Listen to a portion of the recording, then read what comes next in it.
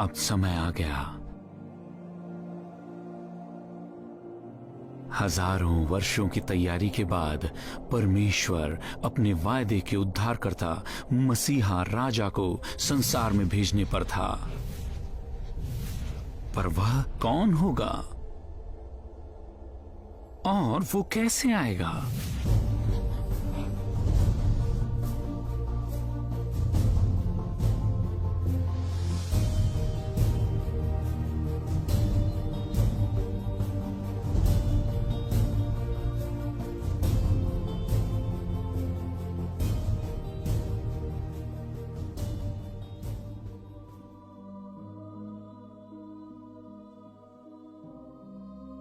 यहूदिया के राजा हेरोदेस के समय में परमेश्वर की ओर से जिब्राइल स्वर्गदूत नासरत नामक गलील के नगर में एक कुंवारी के पास भेजा गया, जिसकी मंगनी यूसुफ नामक एक पुरुष से हुई थी जो दाऊद के वंश का था, और उस कुंवारी का नाम मरियम था।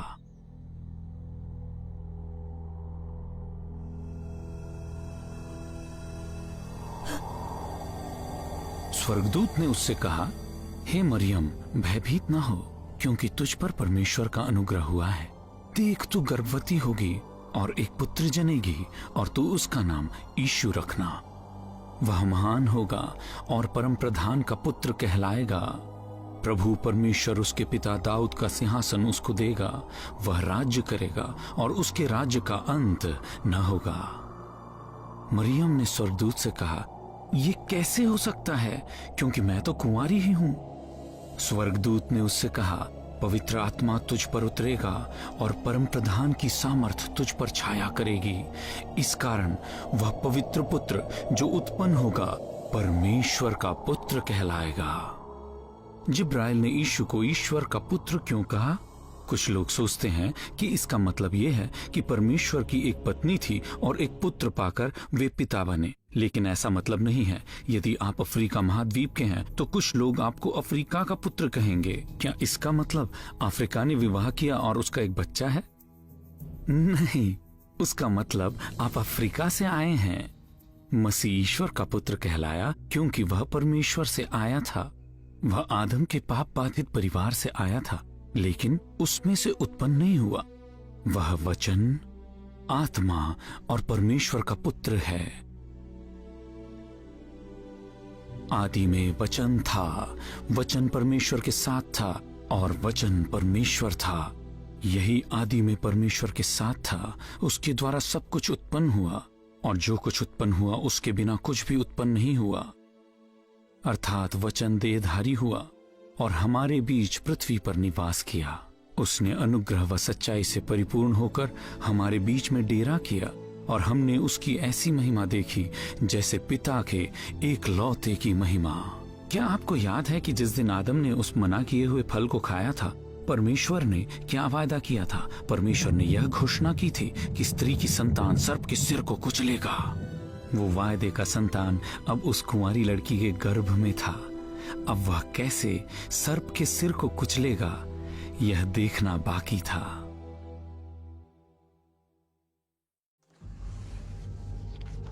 मरियम की मंगनी फलस्तीन के उत्तरीय सीमा पर नासरत के एक बढ़ई यूसुफ से हो चुकी थी। मरियम और यूसुफ दोनों ही ऐसे यहूदी थे जिनकी वंशावली राजा दाऊद से होते हुए अब्राहम तक ढूंढा जा सकता था। यूसुफ एक राजकुमार हो सकता था, पर उनके देश पर शासन रोम का था। रोमी सैनिक उनके गलियों का पहरा देते थे। संदिग्ध विद्रोही यहूदियों को गिरफ्तार कर क्रूस पर चढ़ाया जाता था। कर लेने वाले लोगों को लूटते थे। जीवन कड़वा हो गया था, पर यूसुफ उत्तेजित था। जल्द ही वह मरियम को अपनी पत्नी करने पर था। उसने मेहनत कर अपनी शादी के बाद रहने के लिए एक स्थान को तैयार किया। फिर एक दिन वह चौंका देने वाली खबर को सुनता है, मरियम गर्भवती है।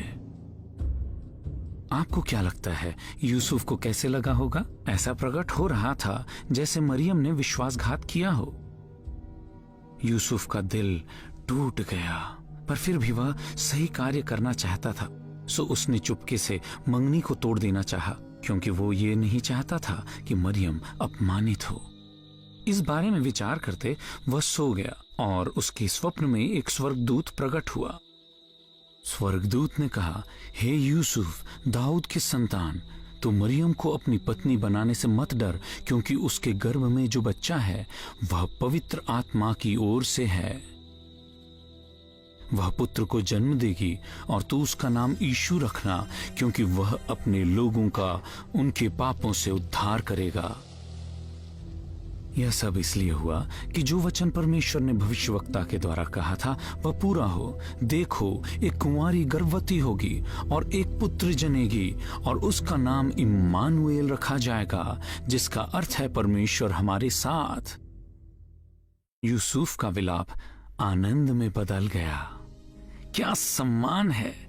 मरियम वायदे के मसीहा की माता बनेगी और यूसुफ उस बच्चे का विधित पालक होगा।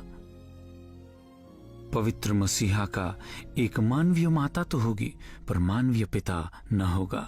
उसका नाम यीशु होगा, अर्थात परमेश्वर उद्धार करता है, या साधारण शब्दों में उद्धार करता। जब यूसुफ की नींद खुली, जो स्वर्गदूत ने कहा उसने वैसा ही किया। उसने मरियम को पत्नी होने के लिए घर ले आया, पर जब तक वह पुत्र न जनी वह कुंवारी ही रही और यूसुफ ने उसका नाम यीशु रखा। इन सारी चीजों के ऊपर परमेश्वर का हाथ था।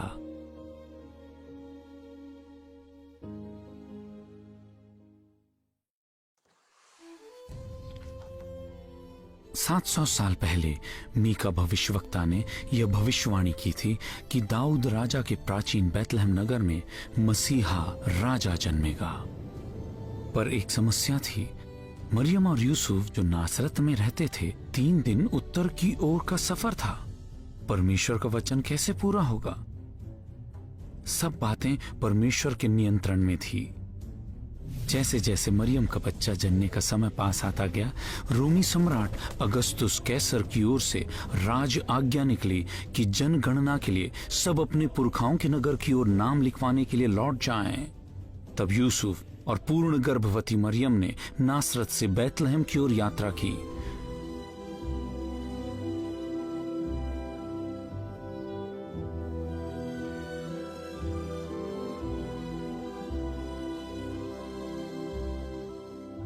उनके वहां रहते हुए मरियम के प्रसव के दिन पूरे हुए।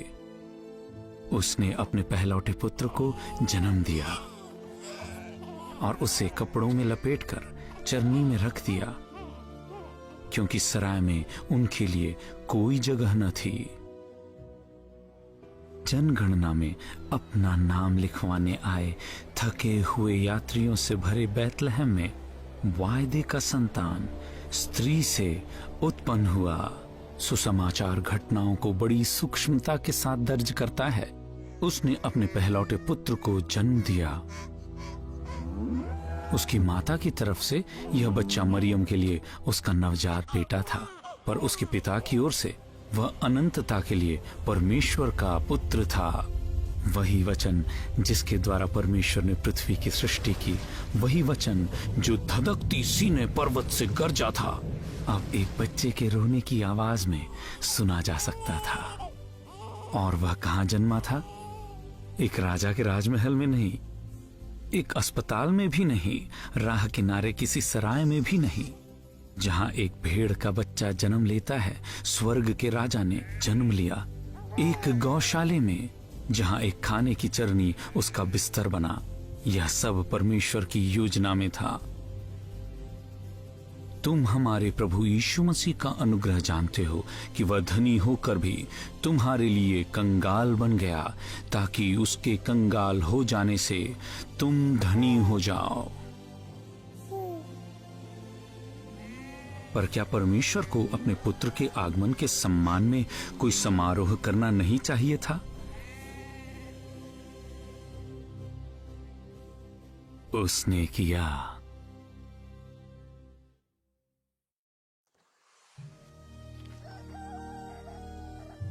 मसीहा के पृथ्वी पर के आगमन की खबर परमेश्वर ने सबसे पहले किस पर प्रकट किया?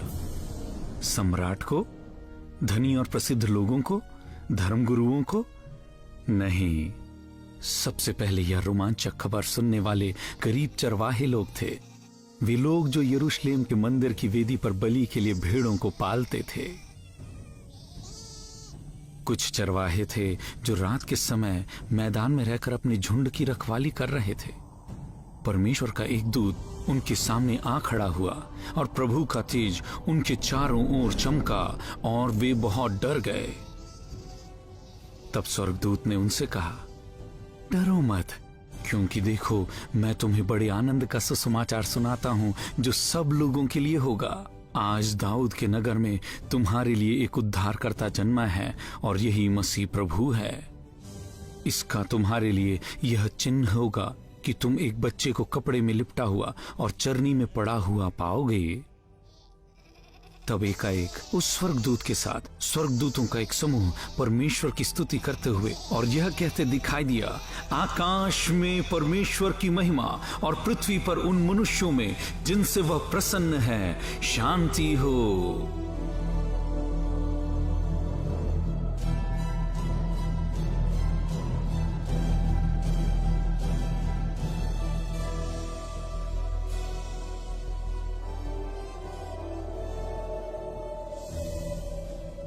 और ऐसा हुआ कि जब स्वर्गदूत उनके पास से स्वर्ग को चले गए तो चरवाहे आपस में कहने लगे, आओ हम सीधे बैतलहम जाकर इस बात को जो हुई है जिसे प्रभु ने हम पर प्रकट किया है देखें।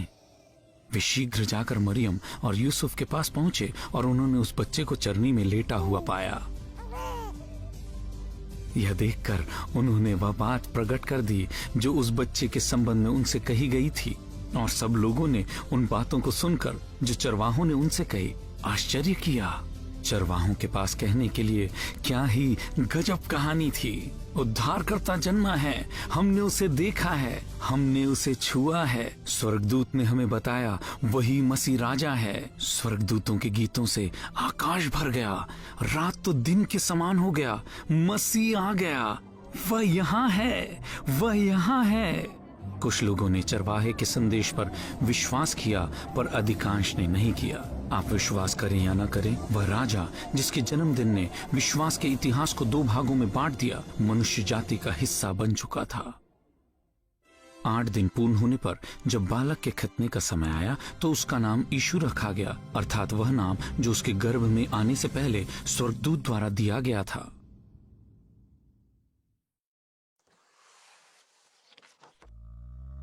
यीशु के गौशाले में जन्म के बाद यूसुफ ने अपने छोटे से परिवार के रहने के लिए एक जगह का इंतजाम किया। एक दिन कुछ ज्योतिषी बुद्धिमान लोग जो ग्रहों का अध्ययन करते हैं यरूशलेम में आ पहुंचे। एक विशेष तारे की अगुवाई में ये पुरुष दूर फारस देश से इस नवजात राजा की खोज में आए थे।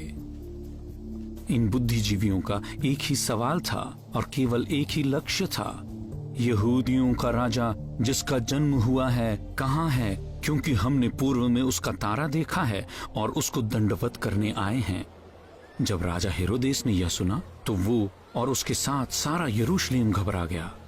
तब उसने लोगों के सब मुख्य याजकों और शास्त्रियों को एकत्रित करके उनसे पूछा कि मसीह का जन्म कहाँ होना चाहिए।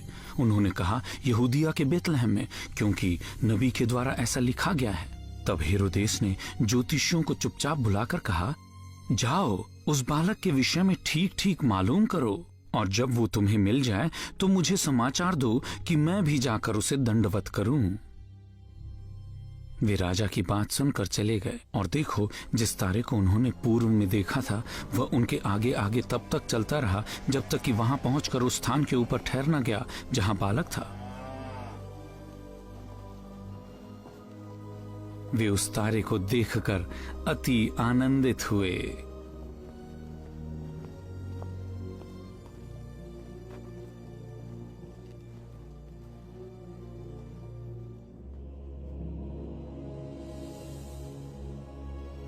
उन्होंने उस घर में पहुंचकर उस बालक को उसकी माता मरियम के साथ देखा और मुंह के बल गिरकर बालक को दंडवत किया।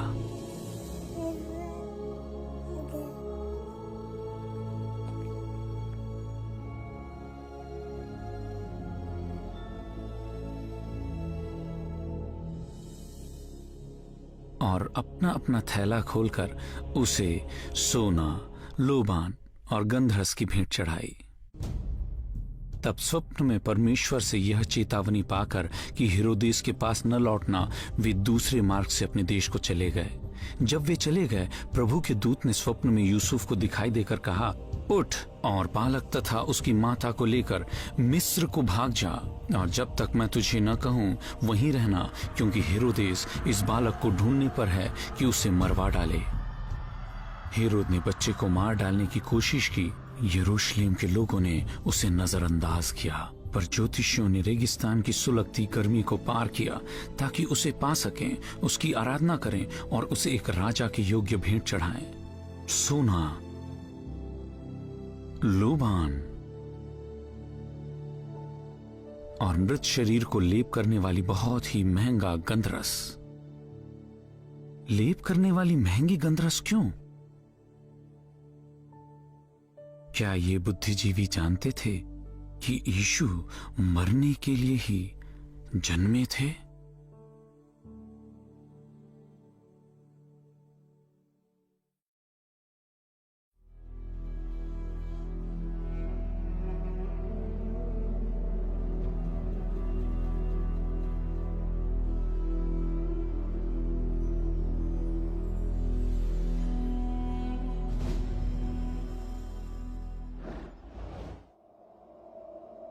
स्वर्गदूत से चेतावनी पाकर यूसुफ मरियम और बालक यीशु को लेकर मिस्र गया, जहां पर वे क्रूर राजा हेरोदेस के मरने तक शरणार्थियों के समान रहे। हेरोदेस के मरने के बाद प्रभु के दूत ने मिस्र में यूसुफ को स्वप्न में दिखाई देकर कहा, उठ, बालक और उसकी माता को लेकर इज़राइल देश में चला जा, क्योंकि वे जो उसका प्राण लेना चाहते थे मर चुके हैं। इस घटना ने परमेश्वर के कहे एक अन्य भविष्यवाणी को पूरा किया, मैंने अपने पुत्र को मिस्र से बुलाया। इस कारण यूसुफ और मरियम यीशु को लेकर नासरत आए, जहां वह अपने सौतेले भाइयों और बहनों के साथ पला बढ़ा। बहुत बातों में बालक यीशु भी अन्य बच्चों सा ही था। वह खाता, सोता, खेलता, पढ़ता और एक व्यवसाय भी सीखा। पर अन्य कई बातों में यीशु दूसरे बच्चों से अलग था। वह कभी स्वार्थी न था। इसने हमेशा अपने माता पिता का आदर किया। उसने कभी झूठ नहीं बोला। अपने माता पिता को सदा प्रसन्न रखा। वह पवित्र, निर्दोष, शुद्ध, पापियों से अलग था। इतिहास में केवल यीशु ही निर्दोष, निपुण बालक है। निपुण का अर्थ यह नहीं कि उसे कभी चोट न लगा या उसे मुहासे न आए। इसका अर्थ इतना है कि इसका चरित्र परिपूर्ण था। वह परिपूर्ण, पवित्र और अच्छा था। वह सामर्थ्य और ज्ञान में परिपूर्ण था। पर मरियम के गर्भ में प्रवेश करने के पहले उसने अपने आप को सीमित किया ताकि वह मनुष्यों के बीच मनुष्यों सा जी सके। यीशु बुद्धि, डील-डॉल और परमेश्वर तथा मनुष्यों के अनुग्रह में बढ़ता गया।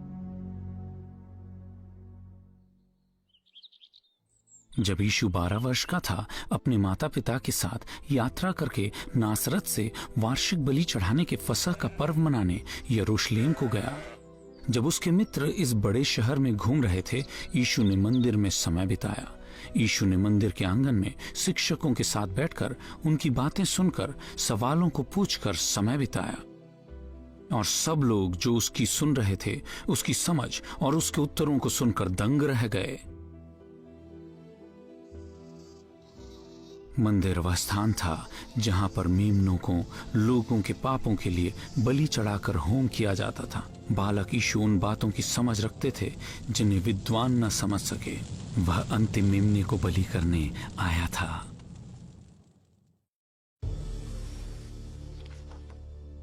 यीशु के बेतलहम में पैदा हुए 30 साल बीत चुके थे। अगस्तुस कैसर मर चुका था। उसका सौतेला बेटा तिबुरियस कैसर रोमी साम्राज्य पर राज कर रहा था। हेरोद अंतिपास गलील में शासन कर रहा था।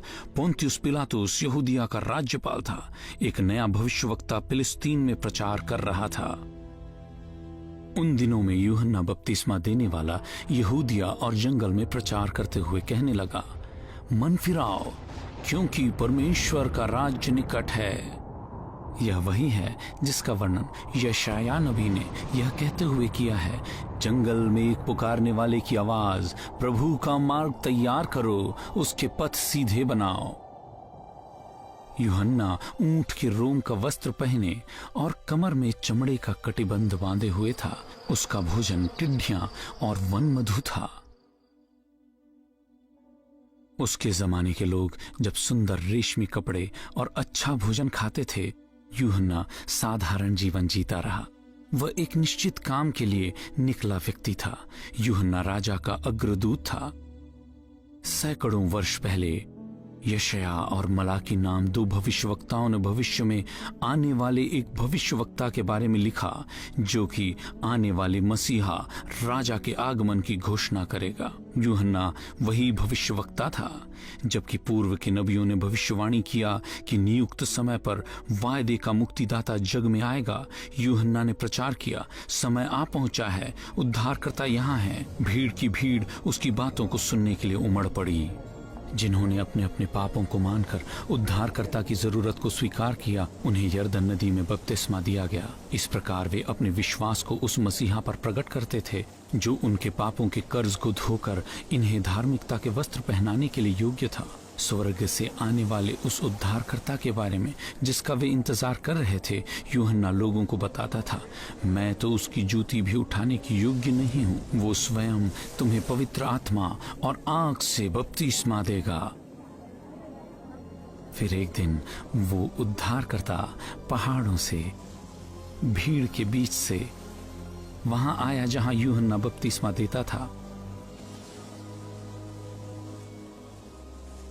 यूहन्ना ने यीशु की ओर इशारा करके कहा, देखो, परमेश्वर का यह मेमना जो संसार के पापों को उठा ले जाता है। यूहन्ना ने यीशु को परमेश्वर का मेमना करके क्यों कहा? यदि आप जानते हैं क्यों, तब आप राजा की योजना को जानेंगे।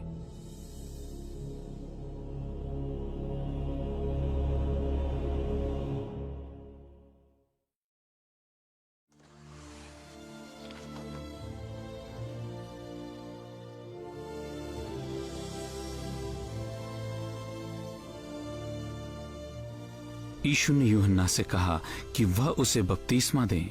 यूहन्ना ने आपत्ति दिखाया, क्योंकि मसीहा राजा को जो स्वर्ग से आया है, पश्चाताप करने की जरूरत नहीं। यीशु ने उत्तर दिया, इस समय ऐसा ही होने दो, क्योंकि हमारे लिए उचित है कि इस प्रकार सब धार्मिकता को पूर्ण करें। अतः यूहन्ना ने यीशु को बपतिस्मा दिया। बपतिस्मा लेकर यीशु ने यह दिखाया कि वह मानव परिवार का अंग है और वह बचाने आया था। जैसे ही यीशु बपतिस्मा लेकर पानी से बाहर आया, और देखो, उसके लिए आकाश खुल गया और उसने परमेश्वर की आत्मा को कबूतर के समान उतरते और अपने ऊपर आते देखा। और देखो, यह आकाशवाणी हुई, यह मेरा प्रिय पुत्र है, जिससे मैं अत्यंत प्रसन्न हूं। सृष्टि के प्रथम दिन के समान परमेश्वर की जटिल एकता पुनः प्रकट हुआ। जैसे परमेश्वर, उसकी आत्मा और वचन एक साथ सृष्टि की रचना में काम किया, वैसे ही अब वे मिलकर एक साथ बचाने का काम करेंगे। हम देखते हैं कि परमेश्वर की आत्मा, जो कि उत्पत्ति के समय पानी पर मंडलाता था, वह अब यीशु के ऊपर उतर आया। हम उस परमेश्वर के बेटे, जिसके वचन ने सृष्टि की रचना की, नदी से बाहर आते देखते हैं। हम पिता को स्वर्ग से बातें करते सुनते हैं। पिछले 30 वर्ष यीशु ने लोगों के नजर से छिपकर जीवन बिताया, पर उसके पिता ने स्वर्ग से उसके हर एक विचार, वचन और काम को देखा था। और परमेश्वर ने उसके जीवन के बारे में क्या फैसला सुनाया? इससे मैं अत्यंत प्रसन्न हूं। मनुष्य जाति के इतिहास में यीशु मसीह ही ऐसा व्यक्ति है जिसने परमेश्वर के हर एक मांग को पूरा किया, हर बात को हमेशा पूर्ण रीति से। आदम जिस काम को करने में असफल रहा, वह यीशु ने किया, परमेश्वर के रूप को प्रतिबिंबित किया। पर यीशु ने प्रतिबिंबित करने से कुछ ज्यादा किया, वह स्वयं था। प्राचीन काल में परमेश्वर ने बाप दादों से नबियों के द्वारा थोड़ा थोड़ा करके अनेक प्रकार से बातें करके इन अंतिम दिनों में हमसे अपने पुत्र के द्वारा बातें की है, जिसे उसने सारी वस्तुओं का वारिस ठहराया है और उसी के द्वारा उसने सारी सृष्टि की रचना भी की है। वह उसकी महिमा का प्रकाश और उसके तत्व का प्रतिरूप है और सब वस्तुओं को अपनी सामर्थ के वचन के द्वारा संभालता है। उसमें कोई चकित होने वाली बात नहीं कि यीशु बाद में कहें, मैं और मेरा पिता एक हैं। यीशु परिपूर्ण सिद्ध पुत्र है।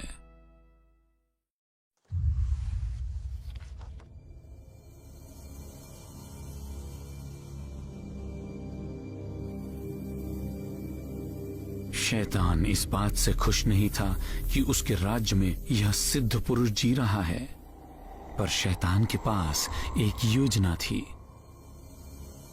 जैसे उसने प्रथम मनुष्य को पाप करने के लिए परीक्षा में डाला, वैसे ही इस मनुष्य से भी पाप करवाने की कोशिश करेगा। शैतान ने जैसे आदम को अपने नियंत्रण में ले आया था, वैसे ही यीशु को भी अपने वश में कर लेना चाहता था। यदि परमेश्वर का पुत्र पाप के प्रलोभन में आ जाता, तो फिर वह अपने लोगों को उनके पापों से बचाने से अयोग्य ठहरता। तब आत्मा यीशु को जंगल में ले गया ताकि शैतान द्वारा उसकी परीक्षा हो। जब वह 40 दिन और 40 रात उपवास कर चुका, तब उसे भूख लगी। तब परखने वाले ने पास आकर उससे कहा, यदि तू परमेश्वर का पुत्र है तो आज्ञा दे कि यह पत्थर रोटियां बन जाएं। यीशु भूखा था, पर उसने शैतान की बात न मानी। वह अपने पिता की इच्छा के बाहर काम नहीं करेंगे। वह अपनी असीम शक्ति को अपने मानवीय अभिलाषाओं को पूरी करने में उपयोग नहीं करेंगे। शैतान से लड़ने के लिए यीशु ने मूसा के तोरा से उद्धृत किया। यीशु ने कहा, ऐसा लिखा है, मनुष्य केवल रोटी से ही नहीं परंतु हर एक वचन से जो परमेश्वर के मुख से निकलता है जीवित रहेगा। अपनी घमंडी मूर्खता में शैतान ने उस पवित्र जन की फिर परीक्षा लेना चाहा।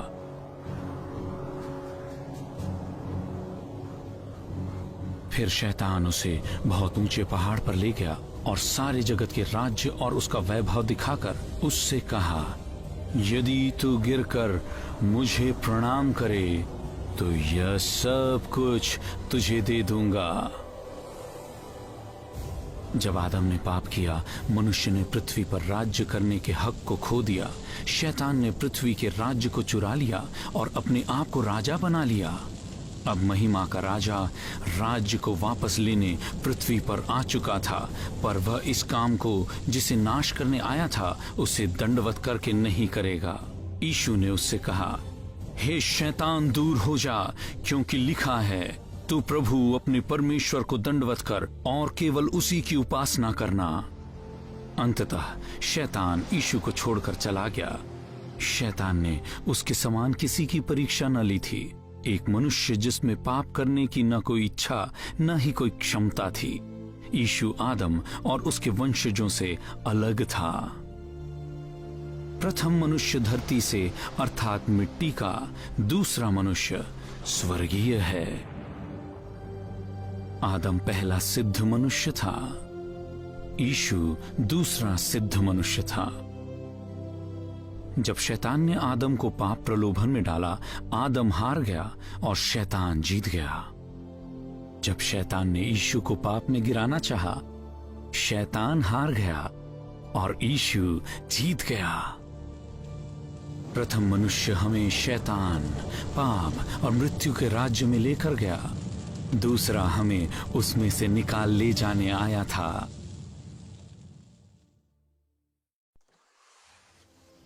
शैतान का उसे पाप में गिराने की व्यर्थ कोशिशों के बाद यीशु नासरत आया, जहां वह बढ़ने लगा और बढ़ाई का काम किया। अपनी रीति के अनुसार सब्त के दिन वह आराधनालय में गया।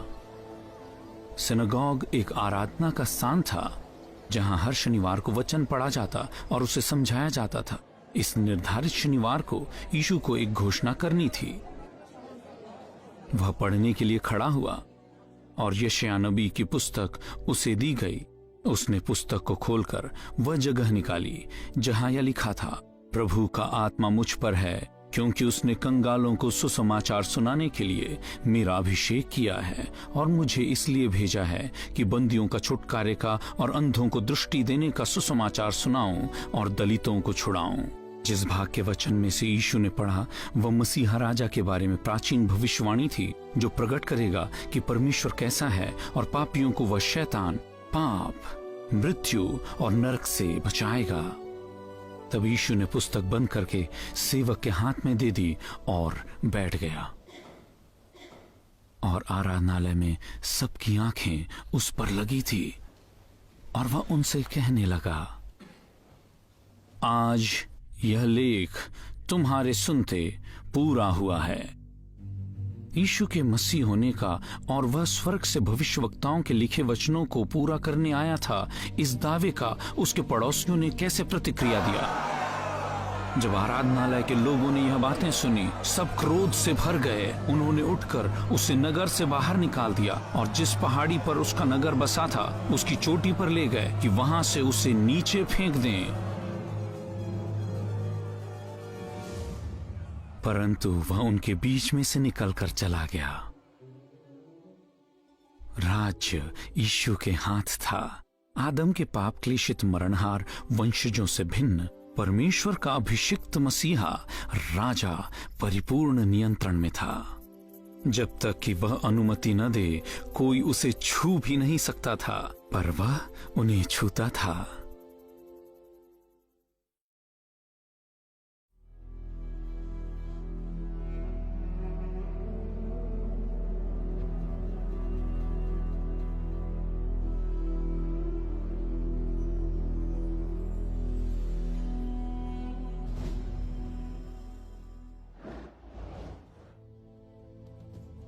भविष्यवक्ताओं के शब्दों में मसीहा के उपनामों में से एक है परमेश्वर की भुजा। यीशु के आश्चर्य कर्मों ने यह प्रकट किया कि वह पृथ्वी पर परमेश्वर का भुजा था। उसके हाथों के स्पर्श से, उसके मुंह के शब्दों से बीमार व मरने वाले तुरंत चंगे हो जाते थे। तब भीड़ पर भीड़ उसके पास आई। वे अपने साथ लंगड़े, लूले, अंधे, गूंगे और अन्य बहुतों को उसके पास लाए और उन्हें उसके पांव पर डाल दिया और उसने उन्हें चंगा किया। भविष्यवक्ताओं के वचन पूरे हो रहे थे कि अंधे देखते हैं और लंगड़े चलते हैं, कोढ़ी शुद्ध किए जाते हैं, बहरे सुनते हैं, मुर्दे जिलाए जाते हैं और कंगालों को सुसमाचार सुनाया जाता है। कोई भी बीमारी ऐसे नहीं थी जिसे यीशु ठीक न कर सके। एक कोढ़ी उसके पास आया, उससे विनती की और उसके सामने घुटने टेक कर उससे कहा, यदि तू चाहे तो मुझे शुद्ध कर सकता है। यीशु ने तरस खाकर हाथ बढ़ाया और उसे छूकर कहा, मैं चाहता हूं तू शुद्ध हो जा। जैसा ही उसने कहा, तुरंत उसका कोढ़ जाता रहा और वह शुद्ध हो गया। सूरज डूबते समय जिन जिन के यहाँ लोग नाना प्रकार की बीमारियों में पड़े थे, वे सब उन्हें उनके पास ले आए और उसने एक एक पर हाथ रखकर उन्हें चंगा किया। और दुष्ट आत्माएं भी चिल्लाती हुई बहुतों में से निकल गई कि तू परमेश्वर का पुत्र है। पर वह उन्हें डांटता और बोलने नहीं देता था, क्योंकि वे जानती थी कि वह मसीहा है। यीशु नहीं चाहते थे कि दुष्ट आत्माएं उसके बारे में गवाही दें। ये बुरे स्वर्गदूतों ने उसके अधिकार और सामर्थ को तब तक देखा था जब उसने आकाश और पृथ्वी को उनकी जगहों पर स्थिर किया था। उस दिन को याद करके वे कांप उठे जिस दिन उन्हें स्वर्ग से बाहर फेंक दिया था। और अब वह एक मनुष्य के रूप में धरती पर रह रहा था। उनके स्वामी का राज्य टुकड़े टुकड़े हो रहा था। महिमा के राजा ने उनके क्षेत्र पर आक्रमण कर दिया था। जहां भी यीशु गया वहां शैतान की ताकत कमजोर होने लगी। जहां भी यीशु गया वहां पाप का श्राप सिमट रहा था। चमत्कार दिखाने के साथ ही यीशु के पास एक संदेश था। उसने कहा, समय पूरा हुआ है और परमेश्वर का राज्य निकट आ गया है। मन फिराओ और सुसमाचार पर विश्वास करो।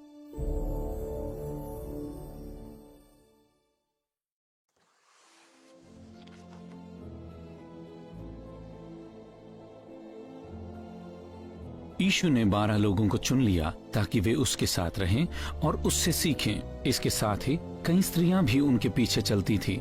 ये स्त्रियां यीशु और उसके चेलों को भोजन और धन देकर सहायता करती थीं। जो उस पर विश्वास करते थे उनके लिए उसके पास एक सरल बुलाहट थी, मेरे पीछे हो लो। परंतु उसकी यह बुलाहट कठिन भी थी।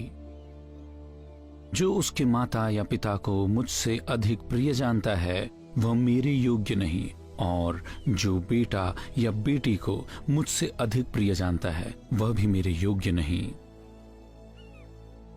क्योंकि यीशु के कई चेले मछुआरे थे, इसलिए यीशु अपना अधिकांश समय गलील की झील के किनारे बिताता था। लोग आसपास से और दूर से भी उसके पास आते थे। एक बार फिर यीशु झील के किनारे शिक्षा देने लगे। किनारे पर इतनी भीड़ थी कि वह एक नाव पर चढ़ गया और उस पर बैठकर उन्हें उपदेश देने लगा। एक दिन उपदेश देने के बाद यीशु ने अपने चेलों से कहा, आओ झील के पार चलें। वह नाव में ही था।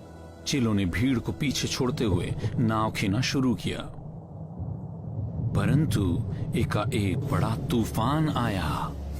ऊंची ऊंची लहरें नाव से टकराने लगी और नाव में पानी भरने लगा।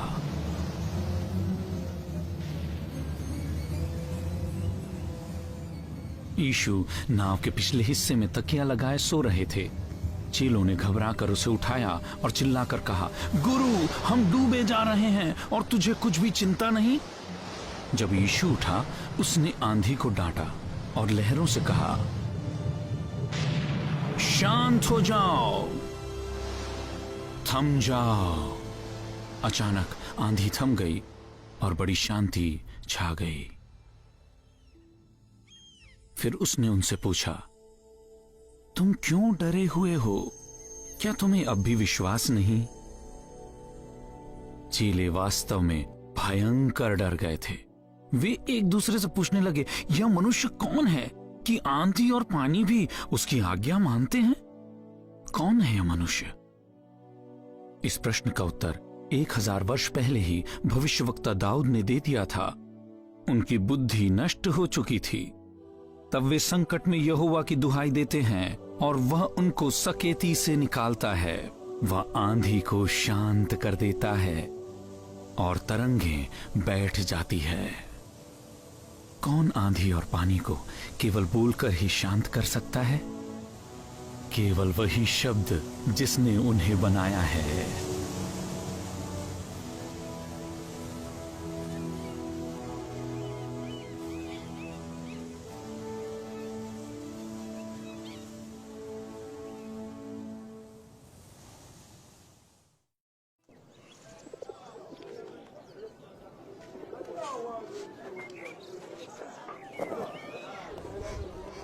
एक दिन 4 लोग एक लकवा के रोगी को खाट पर उठाकर उस घर में ले आए जहां यीशु ठहरा हुआ था।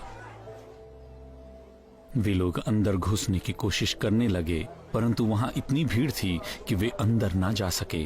इसलिए जहां यीशु थे उसके ऊपर की छत उन्होंने खोल दी और छेद से लकवे के रोगी को खाट सहित यीशु के ठीक सामने उतार दिया। उनका विश्वास देखकर यीशु ने उस लकवे के रोगी से कहा, हे पुत्र, तेरे पाप क्षमा हुए।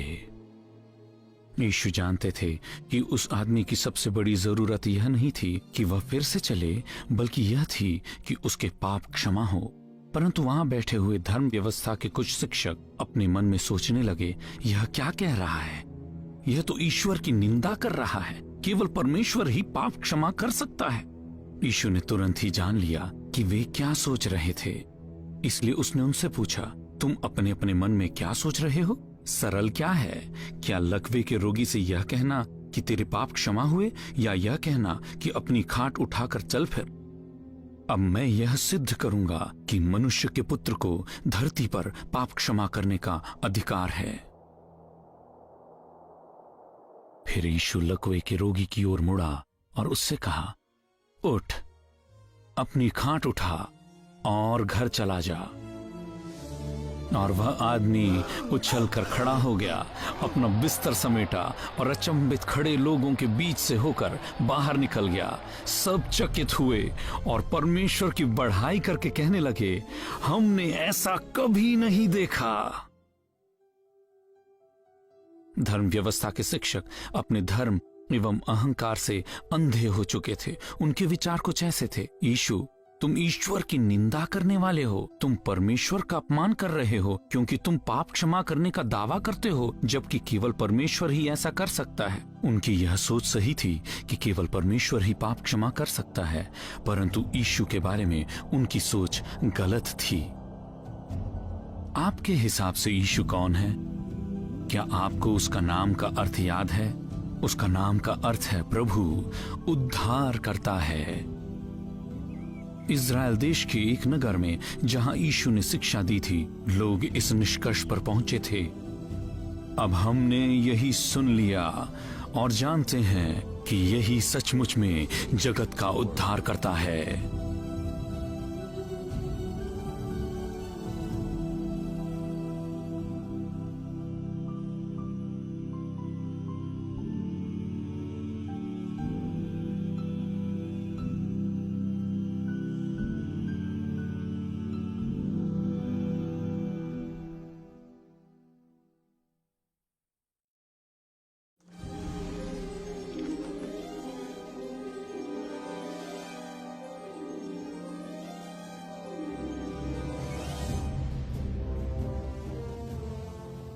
सृष्टि के हर हिस्से में यीशु का प्रभुत्व है, तो भी वह यह कहता न फिरा, मेरी आराधना करो, मैं परमेश्वर हूं, मैं परमेश्वर हूं।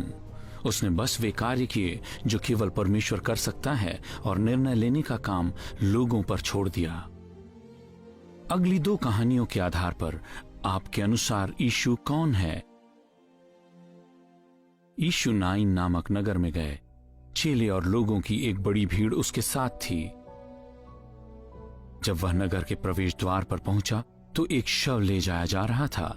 यह शव एक मां के इकलौते बेटे का था और वह विधवा थी। शव यात्रा में विधवा के साथ एक बड़ी भीड़ थी।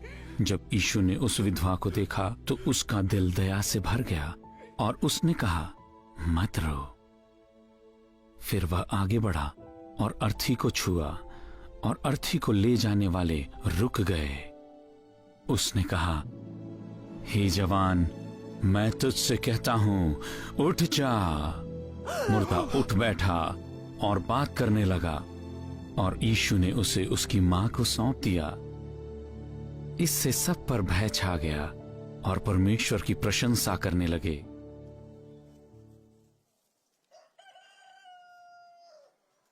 फिर एक बार यीशु मार्था और मरियम नामक दो बहनों से मिलने गए।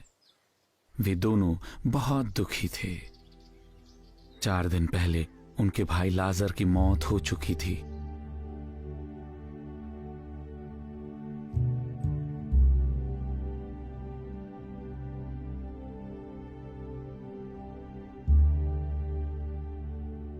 प्रभु, मार्था ने यीशु से कहा, यदि आप यहां होते तो मेरा भाई न मरता। यीशु ने उससे कहा, पुनरुत्थान और जीवन मैं ही हूं। जो कोई मुझ पर विश्वास करता है वह यदि मर भी जाए तो भी जिएगा, और जो कोई जीवता है और मुझ पर विश्वास करता है वह अनंत काल तक न मरेगा। क्या तू इस बात पर विश्वास करती है? उसने कहा, हाँ प्रभु, मैं विश्वास करती हूं कि परमेश्वर का पुत्र मसीह जो जगत में आने वाला था वह तू ही है। यीशु कब्र पर आए।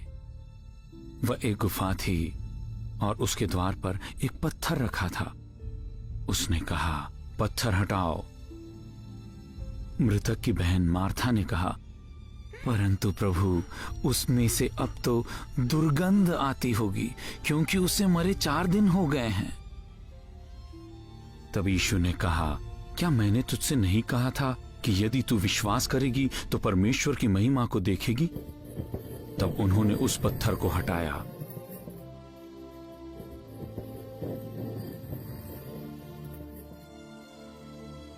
यीशु ने बड़े शब्द से पुकारा, लाजर बाहर आ जा।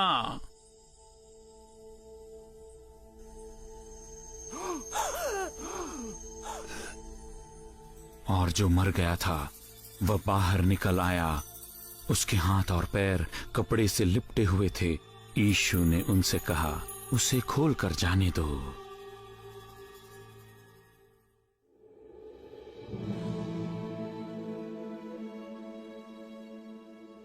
इतिहास में केवल प्रभु यीशु ही एकमात्र ऐसे व्यक्ति हैं जो कह सके, पुनरुत्थान और जीवन मैं ही हूं।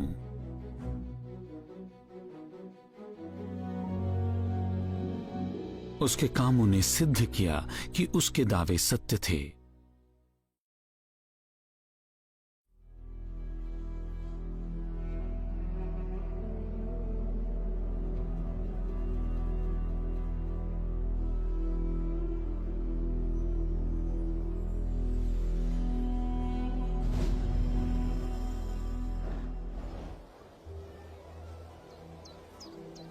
बड़ी भीड़ यीशु के पीछे साए की तरह रहती थी।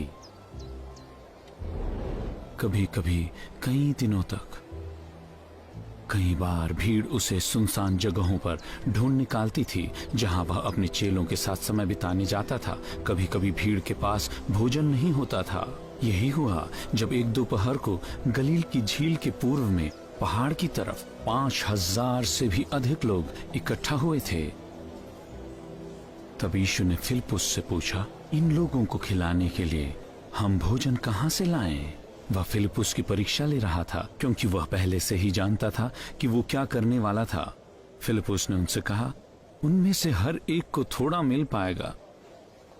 तब पतरस के भाई अंद्रयास ने कहा, यहां एक लड़का है जिसके पास 5 रोटी और 2 मछली हैं, परंतु इतनी बड़ी भीड़ के लिए उतने से क्या होगा? यीशु ने आज्ञा दी, सबको बैठने के लिए कहो। अतः सब वहीं घास पर बैठ गए।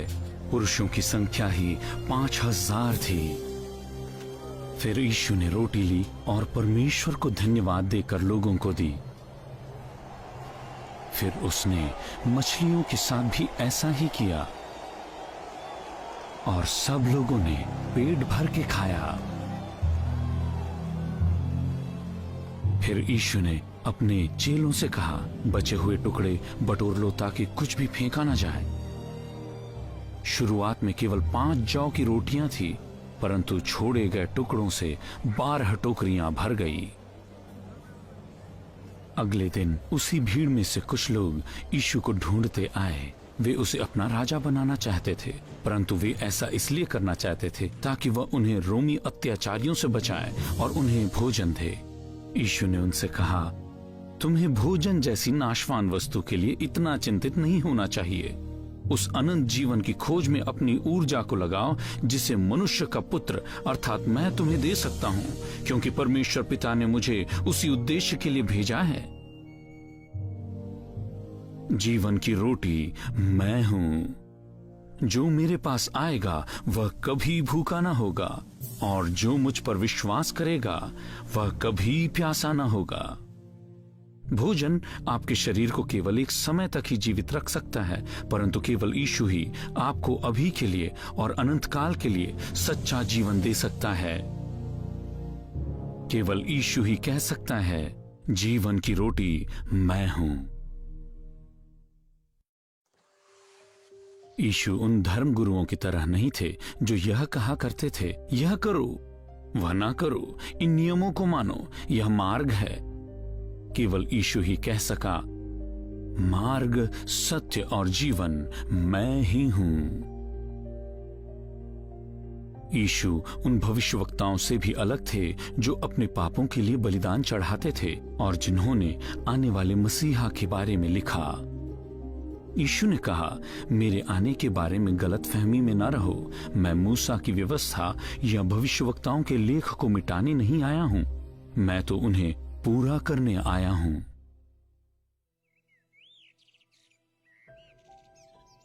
यीशु मसीह अक्सर अपने चेलों को यह सिखाते थे कि अपने राजा के चरित्र और महिमा को प्रकट करने के लिए स्वर्ग के राज्य के नागरिकों को कैसे जीना चाहिए।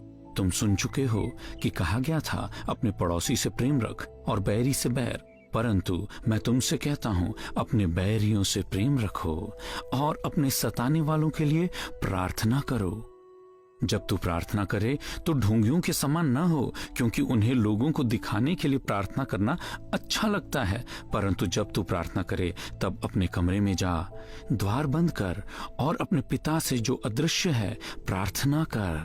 तुम इस रीति से प्रार्थना करना, हे हमारे पिता, तू जो स्वर्ग में है, तेरा नाम पवित्र माना जाए, तेरा राज्य आए, तेरी इच्छा जैसे स्वर्ग में पूरी होती है वैसे पृथ्वी पर भी हो। हमारी दिन भर की रोटी आज हमें दे।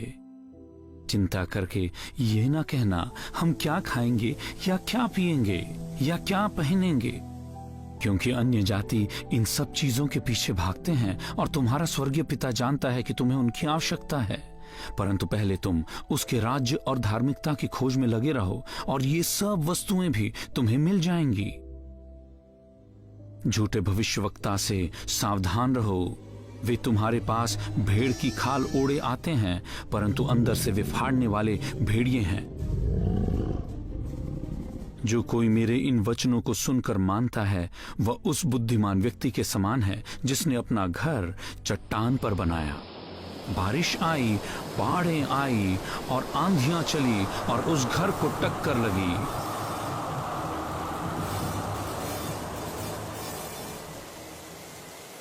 तो भी वो नहीं गिरा, क्योंकि उसकी नींव चट्टान पर थी। पर जो कोई मेरे इन वचनों को सुनता और उन पर नहीं चलता वह उस मूर्ख के समान है जिसने रेत पर अपना घर बनाया। बारिश हुई, बाढ़ें आई और आंधियां चली और उस घर से टकराई और वह धड़ाम से गिर गया। स्वर्ग से आए इस शिक्षक के समान किसी ने कभी बातें न की थी।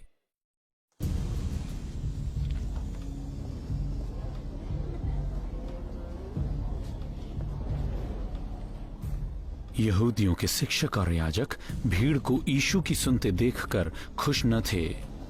वे चाहते थे कि लोग उनकी सुने, यीशु की नहीं।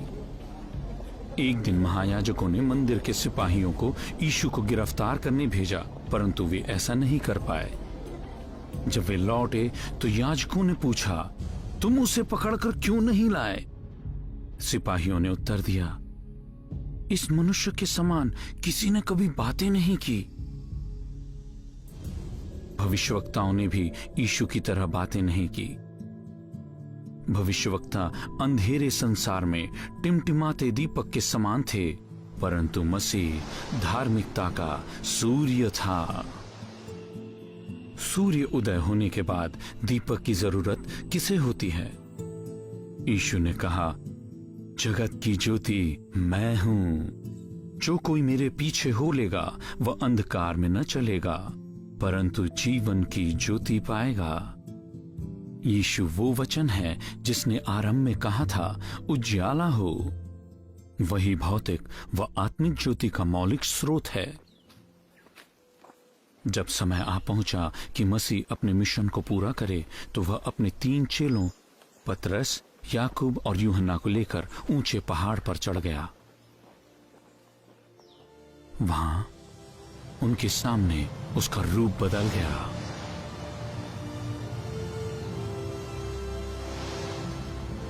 उसका मुख सूर्य के समान चमकने लगा और उसके कपड़े ज्योति के समान सफेद हो गए। ठीक तभी उनके सामने यीशु से बातें करते हुए मूसा और एलिया प्रकट हुए। एक उजियाले बादल ने उन्हें घेर लिया और बादल से एक आवाज आई, यह मेरा पुत्र है जिससे मैं प्रेम रखता हूं, उससे मैं अत्यंत प्रसन्न हूं, इसकी सुनो। जब चेलों ने यह सुना तो वे भयभीत हो गए और मुंह के बल जमीन पर गिर पड़े। परंतु यीशु ने आकर उन्हें छुआ। उसने कहा, उठो, डरो मत। जब उन्होंने ऊपर देखा तो यीशु को छोड़ किसी को न पाया। उस दिन देखी बात को चेले कभी नहीं भूले। पतरस ने लिखा, बाद में हम उसके प्रताप के चश्मदीद गवाह थे। और यूहन्ना ने कहा, हमने उसकी महिमा देखी, पिता की ओर से आए एक लौते की महिमा, अनुग्रह और सच्चाई से परिपूर्ण। परंतु अभी पुत्र की महिमा उसके मांस के देह में छिपी हुई रहेगी। यह समय था कि राजा अपने लक्ष्य को पूरा करे।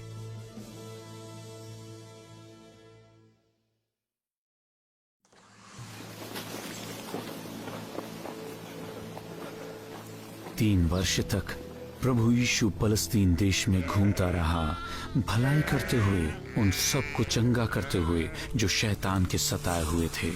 आम जनता उससे प्यार करती थी, परंतु यरूशलेम के धार्मिक अगुए उसे मारने की योजना बना रहे थे और यीशु यह जानते थे। अब ऐसा हुआ कि जब यीशु के स्वर्ग में उठा लिए जाने का समय आया तो वह यरूशलेम जाने का निश्चय कर चल पड़ा। यदि आपको यह मालूम हो कि एक दूर शहर में दुष्ट लोगों का एक झुंड आपको पकड़ने, यातना देने और मार डालने की योजना बना रहे हैं, तो क्या आप वहां जाएंगे? यीशु ने यही किया। उस समय से यीशु अपने चेलों को यह बताने लगे कि अवश्य है कि वह यरूशलेम को जाए और प्राचीनों, प्रधान याजकों और व्यवस्थापकों के हाथों बहुत दुख उठाए और मारा जाए और तीसरे दिन जी उठे। चेले इस प्रकार के किसी राजा के इंतजार में नहीं थे। एक क्रूसित मसीहा। निश्चित रूप से परमेश्वर अपने चुने हुए जन को ऐसी पीड़ा और लज्जा नहीं सहने देगा। इसलिए पतरस ने यीशु से कहा, कदापि नहीं प्रभु, तेरे साथ ऐसा कभी न होगा। यीशु ने मुड़कर पतरस से कहा, हे शैतान, मेरे सामने से दूर हो, तू मेरे लिए ठोकर का कारण है, क्योंकि तू परमेश्वर की बातों पर नहीं परंतु मनुष्यों की बातों पर मन लगाता है। चेले एक ऐसे राजा मसीहा को चाहते थे जो विदेशी रोमी शासकों को नाश करे और यरूशलेम में एक नए राज्य की स्थापना करे। यात्रा करते समय भी चेले इस बात पर बहस कर रहे थे कि परमेश्वर के राज्य में उच्चतम पद किसे मिलेगा। तब यीशु ने अपने चेलों से कहा, जो कोई तुम में बड़ा होना चाहे वह तुम्हारा सेवक बने, जैसे कि मनुष्य का पुत्र इसलिए नहीं आया कि उसकी सेवा टहल की जाए, परंतु इसलिए कि आप सेवा टहल करे और बहुतों की छुड़ौती के लिए अपना प्राण दे। पृथ्वी पर अपने प्रथम आगमन के समय मसीहा राजनैतिक साम्राज्य जीतने और सिंहासन पर बैठकर राज्य करने नहीं आया था। वह शैतान पर विजय पाने और मानव हृदयों पर राज्य करने आया था। इसलिए यीशु ने सिखाया, परमेश्वर का राज्य तुम में है। परंतु इससे पहले कि स्वर्ग से आया राजा हृदयों में राज्य करे और उसके बाद पूरी दुनिया पर राज्य करे, संसार के पापों का ऋण चुकाया जाना था और मृत्यु को पराजित करना था।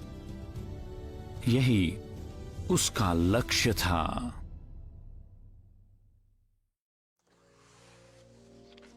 सब कुछ योजनानुसार हो रहा था। जब प्रभु यरूशलेम के समीप पहुंचे तो उसने अपने दो चेलों को अपने आगे भेजा। उसने उनसे कहा, सामने के गांव में जाओ और उसमें प्रवेश करते ही एक गदही का बच्चा जिस पर कभी कोई सवार नहीं हुआ बंधा हुआ मिलेगा, उसे खोल कर ले आओ। यदि कोई तुमसे पूछे कि क्यों खोलते हो, तो ये कह देना कि प्रभु को इसकी जरूरत है। जब वे गए तो जैसा उसने उनसे कहा था वैसा ही पाया। और हाँ, जब वे उसे खोल रहे थे तो उसके मालिकों ने उनसे पूछा, इस बच्चे को क्यों खोलते हो? और चेलों ने बस इतना कहा, प्रभु को इसकी जरूरत है।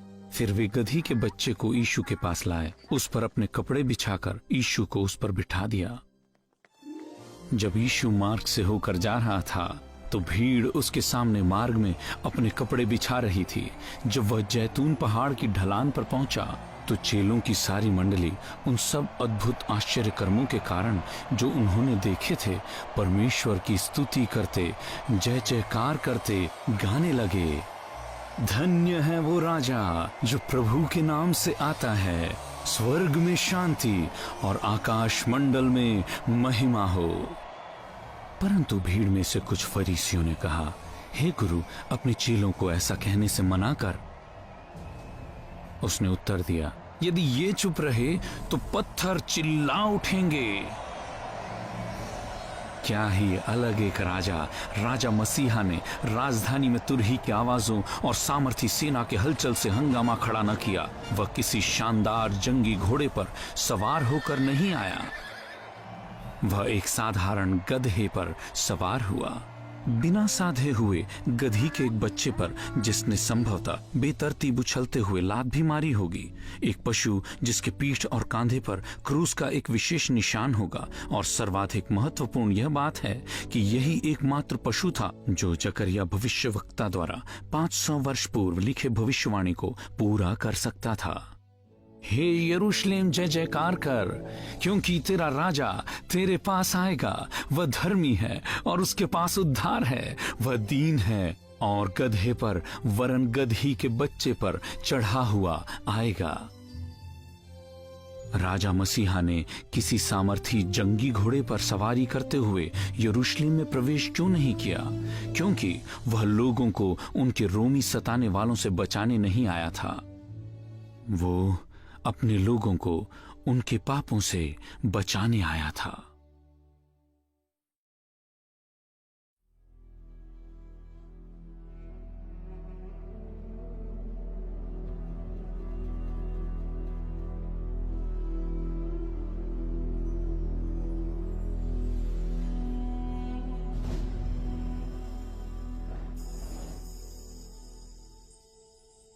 अगले कुछ दिनों तक यीशु मंदिर में लोगों को शिक्षा देता रहा। इसी मंदिर में लड़कपन में अपने गंभीर प्रश्नों और बुद्धिपूर्ण उत्तरों से विद्वानों को चकित कर दिया था। मंदिर के अगुओं का अब अलग ही नजरिया था। हम नहीं चाहते कि यह पुरुष हमारा राजा बने, इसलिए उन्होंने यीशु पर भारी भरकम प्रश्नों की झड़ी लगा दी। उन्हें उम्मीद थी कि वे लोगों को यीशु के खिलाफ कर लेंगे। मौके की तलाश में अगुओं ने जासूस भेजे। ये जासूस ईमानदारी का चोला ओढ़े हुए थे। उन्होंने यीशु से कुछ ऐसा कहलवाने की कोशिश की जिसकी शिकायत रोमी गवर्नर से की जा सके, ताकि वह यीशु को गिरफ्तार कर ले। उन्होंने कहा, हे गुरु, हम जानते हैं कि तू वही करता और सिखाता है जो ठीक है। तू दूसरों के विचार से प्रभावित नहीं होता। तू परमेश्वर का मार्ग सच्चाई से बताता है। अब हमें बता, क्या हमें कैसर को कर देना उचित है या नहीं? यीशु क्या उत्तर देगा? यदि वह कहे, हाँ, कैसर को कर दो, तो यहूदी लोग उसे विश्वासघाती कहेंगे। दूसरी ओर यदि यीशु कहता, नहीं, कर मत दो, तो रोमी गवर्नर को इसकी खबर लगती और वह उसे राजद्रोह का दोषी ठहराते। उसने उनके षड्यंत्र को भांप लिया और कहा, मुझे एक रोमी सिक्का दिखाओ, इस पर किसका चित्र और नाम है? उन्होंने कहा, कैसर का। तब उसने कहा, फिर ठीक है, जो कैसर का है वह कैसर को दो और जो परमेश्वर का है वह परमेश्वर को। इस प्रकार वे लोगों के सामने उसे बातों में फंसाने से असफल हो गए। इसके बजाय वे उसके उत्तर से चकित हुए और शांत हो गए। अलग अलग धार्मिक समूह के शिक्षकों ने बार बार यीशु को फंसाने की कोशिश की, परंतु हर बार उसने उन्हें सिद्ध बुद्धिमत्ता के साथ उत्तर दिया। इसके बाद किसी को भी उससे कुछ भी पूछने का साहस नहीं हुआ। लज्जित होकर वे लोग प्रधान याजकों के पास यह षड्यंत्र रचने के लिए चले गए कि यीशु को कैसे गिरफ्तार करें और मार डालें। क्या भयंकर अंधापन! ये याजक मंदिर की वेदी पर बलिदानों को चढ़ाने के लिए उत्तरदायी थे और उन्हें यह मालूम ही नहीं था कि जिस व्यक्ति को वो मार डालना चाहते थे यही वह व्यक्ति है जो उन बलिदानों में चित्रित है। परमेश्वर की गुप्त योजना अब पूरी होने वाली थी।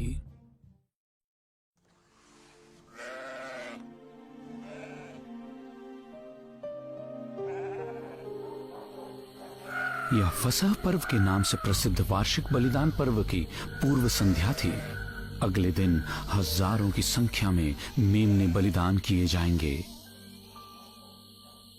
यद्यपि यीशु जानते थे कि अगले दिन वह भी मार डाला जाएगा, तो भी उसने उस रात अपने चेलों के साथ अंतिम भोज किया।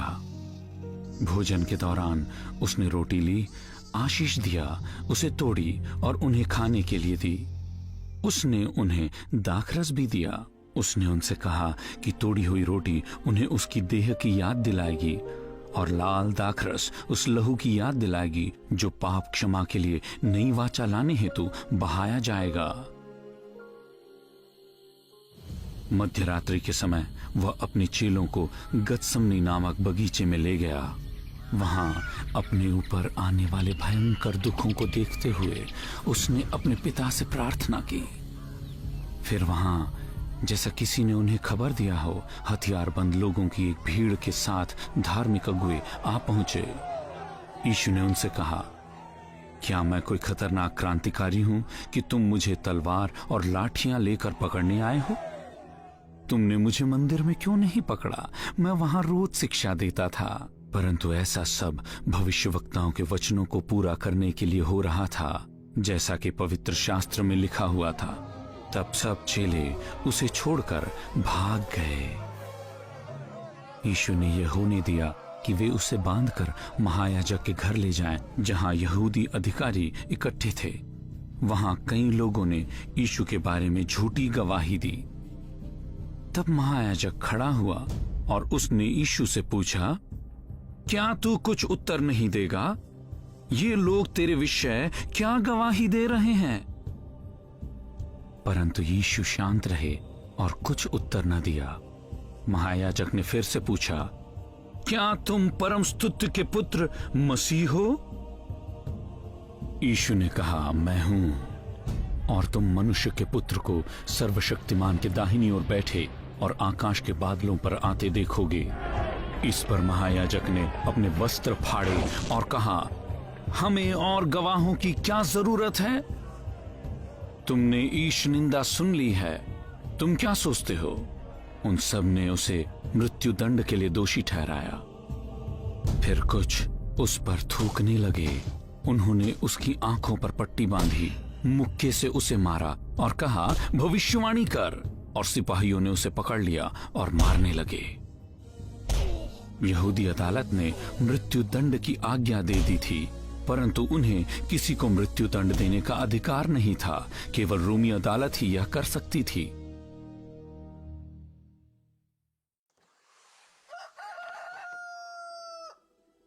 बड़े भोर के समय ही धार्मिक अगुए और एक बड़ी भीड़ यीशु को महायाजक के घर से यरूशलेम की सड़कों से ले जाते हुए रोमी गवर्नर पुन्तियुस पिलातुस के महल को ले गई। धार्मिक अगुए चाहते थे कि पिलातुस यीशु को मृत्यु दंड दे।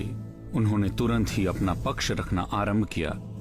ये पुरुष हमारे लोगों को यह कहते हुए नाश की ओर ले जा रहा है कि रोमी सरकार को कर मत दो, और यह दावा भी यह पुरुष करता है कि यह मसीहा है, एक राजा। यीशु से पूछताछ करने के बाद पिलातुस याजकों और भीड़ की तरफ मुड़ा और कहा, मैं इस मनुष्य में कोई दोष नहीं पाता। यदि वह अपराधी ना होता, उन्होंने उत्तर दिया, तो हम उसे तेरे पास ना लाते। तब पिलातुस वापस महल के अंदर गया। उसने यीशु को बुलाया और पूछा, क्या तू यहूदियों का राजा है? तूने क्या किया है? यीशु ने कहा, मेरा राज्य इस संसार का नहीं है। यदि ऐसा होता तो मेरे सेवक यहूदियों के हाथों मेरी गिरफ्तारी रोकने के लिए लड़ते, परंतु मेरा राज्य कहीं और का है। पिलातुस ने कहा, फिर तो तू एक राजा है। यीशु ने उत्तर दिया, तू यह ठीक कहता है कि मैं राजा हूं। वास्तव में मैं इसीलिए जन्मा हूं और इसलिए इस संसार में आया हूं कि सत्य की गवाही दूं। जो भी सत्य की ओर है वह मेरी सुनता है। पिलातुस ने पूछा, सत्य क्या है? इसके बाद वह फिर यहूदियों के पास बाहर निकल गया और कहा, मैं उसके विरुद्ध दोष लगाने का कोई आधार नहीं पाता। परंतु भीड़ चिल्लाती रही, उसे क्रूस पर चढ़ाओ, उसे क्रूस पर चढ़ाओ। उसने तीसरी बार उनसे पूछा, क्यों? उस मनुष्य ने क्या अपराध किया है? मैं इसमें मृत्यु दंड का कोई आधार नहीं पाता, इसलिए मैं इसे पिटवाऊंगा और फिर छोड़ दूंगा। परंतु शोर मचाते हुए वे लगातार मांग करते रहे कि उसे क्रूस पर चढ़ाया जाए, और उनका चिल्लाना सफल हुआ। पिलातुस जानता था कि यीशु निर्दोष था, परंतु क्योंकि वह धार्मिक अगुओं और उनके साथ की भीड़ से डरता था, इसलिए उसने यीशु को मृत्युदंड की आज्ञा दी।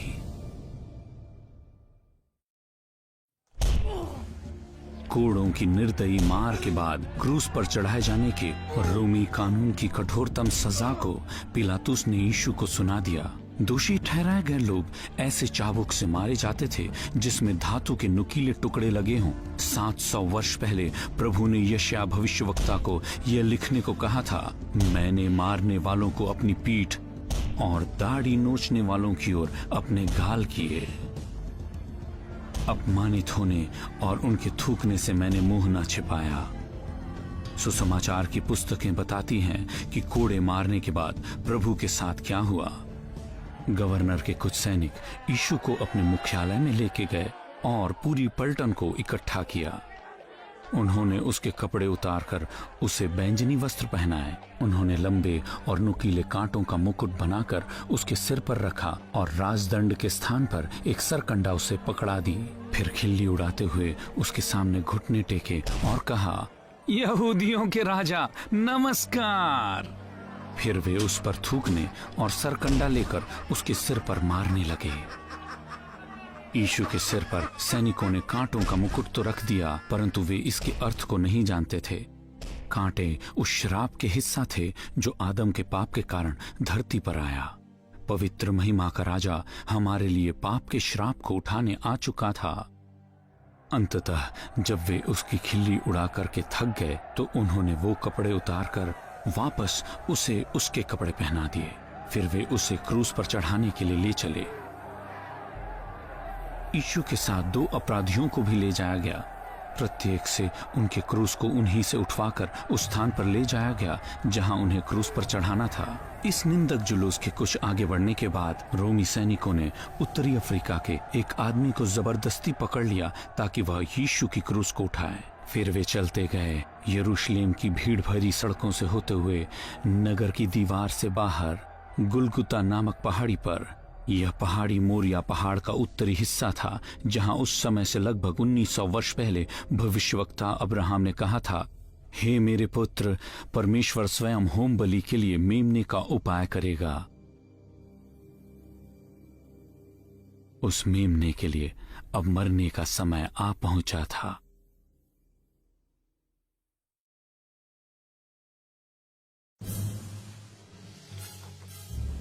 क्रूस पर चढ़ाया जाना सभी प्रकार के मृत्यु दंड से सर्वाधिक भयंकर है। क्रूसीकरण के दर्द के साथ सार्वजनिक लज्जा जोड़ने के लिए अपराधियों के हाथ पैर क्रूस पर कीलों से ठोकने से पहले रोमी सैनिक अपराधियों को निर्वस्त्र कर देते थे।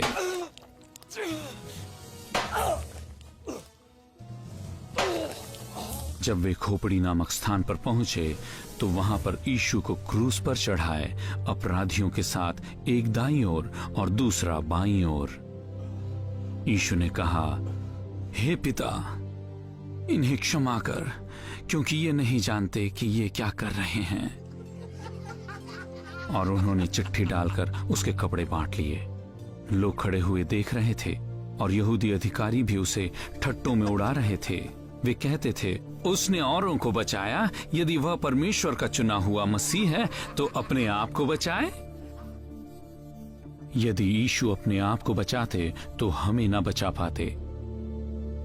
भीड़ को यह अंदाजा भी नहीं था कि वे उस बात को पूरा कर रहे थे जो प्रभु ने भविष्यवक्ता दाऊद के द्वारा कही थी, वे मेरे हाथ और पैर छेदते हैं, वे मुझे देखते और निहारते हैं। वे मेरे वस्त्र आपस में बांटते हैं, वे सब जो मुझे देखते हैं मेरा ठट्टा करते हैं। वे सिर हिलाते हुए मेरी निंदा कर कहते हैं, प्रभु उसको छुड़ाए, प्रभु उसको उबारे, क्योंकि वह उससे प्रसन्न है। परमेश्वर के छुटकारे की योजना अक्षरशः पूरी हो रही थी। उसी पहाड़ पर जहां भविष्यवक्ता अब्राहम ने कहा था, परमेश्वर आप ही मेमने का उपाय करेगा, और प्रभु उपाय करेगा। परमेश्वर अपना ही मेमना अर्थात यीशु को अर्पित कर चुका था। क्या आपको स्मरण है कि अब्राहम के पुत्र के स्थान पर वेदी के लकड़ी पर कैसे एक निर्दोष मेढ़ा बलिदान किया गया? अब आदम के दोषी वंश को बचाने लकड़ी के क्रूस पर परमेश्वर का पाप रहित पुत्र बलिदान हो रहा था। परमेश्वर ने अब्राहम के पुत्र को बचाया, परंतु उसने अपने निज पुत्र को भी न रख छोड़ा, परंतु उसे हम सब के लिए दे दिया। क्योंकि परमेश्वर ने जगत से ऐसा प्रेम रखा कि उसने अपना इकलौता पुत्र दे दिया, ताकि जो कोई उस पर विश्वास करे वह नाश न हो परंतु अनंत जीवन पाए। जो व्यर्थ जीवन आपने अपने पूर्वजों से पाया था, उस जीवन से छुड़ाने के लिए परमेश्वर ने दाम चुकाया है, और जो दाम परमेश्वर ने चुकाया वह साधारण सोना चांदी नहीं था। उसने आपके लिए पाप रहित निष्कलंक परमेश्वर का मेमना मसीह के बहुमूल्य लहू से दाम चुकाया। आप परमेश्वर के लिए इतने मूल्यवान हैं।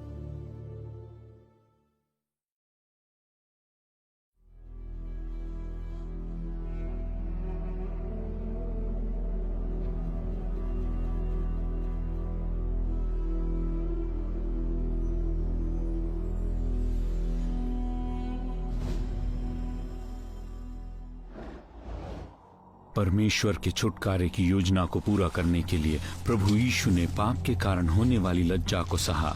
वह हमारे स्थान पर श्रापित हुआ। जिस दंड के योग्य हम थे, उस दंड को उसने सहा। जिस दिन आदम ने परमेश्वर की व्यवस्था तोड़ी, उसी दिन परमेश्वर ने यह बता दिया था कि एक दिन मसीह सर्प के सिर को कुचलेगा। परमेश्वर ने शैतान से कहा था, वह तेरे सिर को कुचलेगा और तू उसकी एड़ी को डसेगा। शैतान द्वारा उद्धारकर्ता की एड़ी को डसने के विषय की गई रहस्यमयी भविष्यवाणी उस लज्जा और दर्द को पहले से बताती है जो परमेश्वर का मेमना क्रूस पर सहेगा। वह हमारे ही अपराधों के कारण घायल किया गया। यीशु को क्रूस पर चढ़ाने वाले लोग परमेश्वर की इस गुप्त योजना से अनजान थे। इस युग के किसी भी अधिकारी को यह बात समझ नहीं आई, क्योंकि वे यदि समझे होते तो महिमा के प्रभु को क्रूस पर न चढ़ाते। क्योंकि क्रूस की कथा तो नाश होने वालों के निकट मूर्खता है, परंतु हम उद्धार पाने वालों के निकट यह परमेश्वर की सामर्थ है। यीशु मसीह का क्रूस दोनों अपराधियों के बीच रखा गया। एक अपराधी ने उसकी निंदा करते हुए कहा, क्या तू मसीह नहीं? तो फिर अपने आप को और हमें बचा। परंतु दूसरे अपराधी ने उसे डांटा। उसने कहा, क्या तू परमेश्वर से भी नहीं डरता? तू भी तो वही दंड पा रहा है। हम तो न्यायोचित दंड पा रहे हैं, क्योंकि हम अपने कामों का ठीक फल पा रहे हैं, परंतु उस मनुष्य ने कोई अनुचित काम नहीं किया। फिर उसने कहा, हे यीशु, जब तू अपने राज्य में आए तो मेरी सुधि लेना। यीशु ने उससे उत्तर दिया, मैं तुझसे सच कहता हूं कि आज ही तू मेरे साथ स्वर्गलोक में होगा। पहला अपराधी केवल अपनी शारीरिक दुखों से बचना चाहता था। उसने नहीं सोचा कि उसे उसके स्थान पर मरने के लिए एक उद्धारकर्ता की आवश्यकता थी। दूसरे अपराधी ने भी यीशु का अपमान किया था, परंतु अपने मृत्यु के समीप आने के समय उसका हृदय बदल चुका था। वह प्रभु से चाहता था कि प्रभु उसे शैतान के राज्य से छुड़ाए। वह चाहता था कि यदि राजा की इच्छा हो तो उसे परमेश्वर के राज्य का नागरिक बना ले। यीशु का उत्तर स्पष्ट था, तू आज ही मेरे साथ स्वर्गलोक में होगा। उसी शाम दोनों अपराधी मर गए। एक नरक गया, दूसरा स्वर्गलोक। यह अंतर क्यों?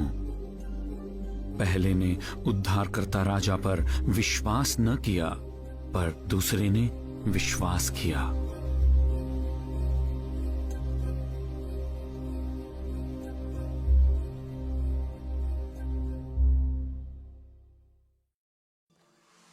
दोपहर का समय है। यीशु को क्रूस पर लटके 3 घंटे हो चुके हैं। घना बादल छा जाता है। दिन के समय रात सा अंधियारा छा जाता है। देखने वाले भयभीत होकर तितर बितर हो जाते हैं। पहाड़ी पर अजीब सा सन्नाटा छा जाता है।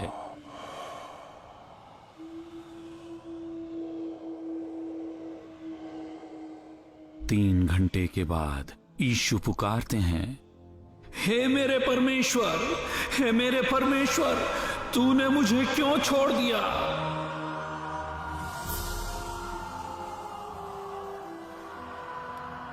क्रूस की वेदी पर परमेश्वर के अनंत पुत्र को स्वर्ग के परमेश्वर से अलग किए जाने का भयानक अनुभव हुआ।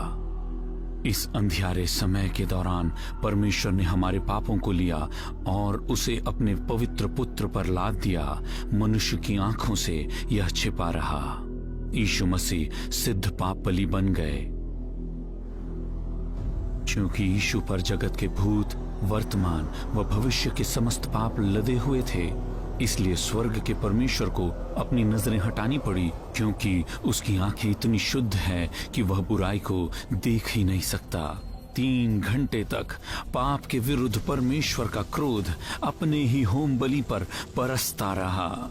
वेदी पर बलिदान होने वाले मेमने के समान परमेश्वर का मेमना क्रूस पर लटका हुआ था। आकाश और पृथ्वी के मध्य परमेश्वर और मनुष्य के बीच उस अनंत परमेश्वर ने हमारे नरक को सही समय पर सह लिया, ताकि हमें उसे अनंत काल तक सहना न पड़े। फिर सब कुछ पूरा हो गया। इस बात को जानते हुए कि जिस दंड को पापियों को सहना था, उस दंड को उसने सह लिया था, और यह कि उसने पुराने नियम की भविष्यवाणियों को पूरा कर दिया था, यीशु ने कहा, पूरा हुआ। फिर उसने सिर झुकाकर अपने प्राण त्याग दिए। उस समय मंदिर का पर्दा ऊपर से नीचे फटकर 2 टुकड़े हो गया। धरती डोल उठी और चट्टानें तड़क गई। सदियों तक मंदिर की वेदी पर मेमनों को मारकर जलाया जाता रहा था। जब यीशु मरा तो परमेश्वर ने उस पर्दे को फाड़ दिया जो उस विशेष कमरे को छिपा कर रखता था, जहां प्रत्येक वर्ष पाप को ढांपने के लिए लहू छिड़का जाता था। पर्दे को फाड़ने के द्वारा परमेश्वर ये घोषणा कर रहे थे, पूरा हुआ। पाप का कर्ज पूर्णतः चुका दिया गया। जगत के पाप के लिए मेरे मेमने ने अपना पवित्र लहू बहाया है। मैं अब आगे से पापों के लिए पशुओं का लहू स्वीकार नहीं करूंगा। मेरा प्रिय पुत्र अंतिम व सिद्ध बलिदान है। उन सब के लिए जो उस पर विश्वास करते हैं, स्वर्ग का द्वार पूर्णतः खुला है।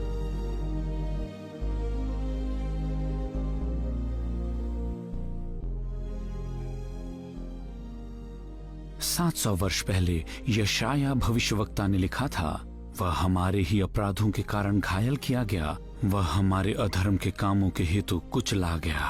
हमारी ही शांति के लिए उस पर ताड़ना पड़ी कि उसके कोड़े खाने से हम लोग चंगे हो जाएं। हम तो सब के सब भेड़ों की नाई भटक गए थे। हमने अपने मार्ग पर चलने के लिए परमेश्वर के मार्ग को छोड़ दिया था, तो भी परमेश्वर ने हम सब के पापों को उसी पर लाद दिया। पूरा हुआ।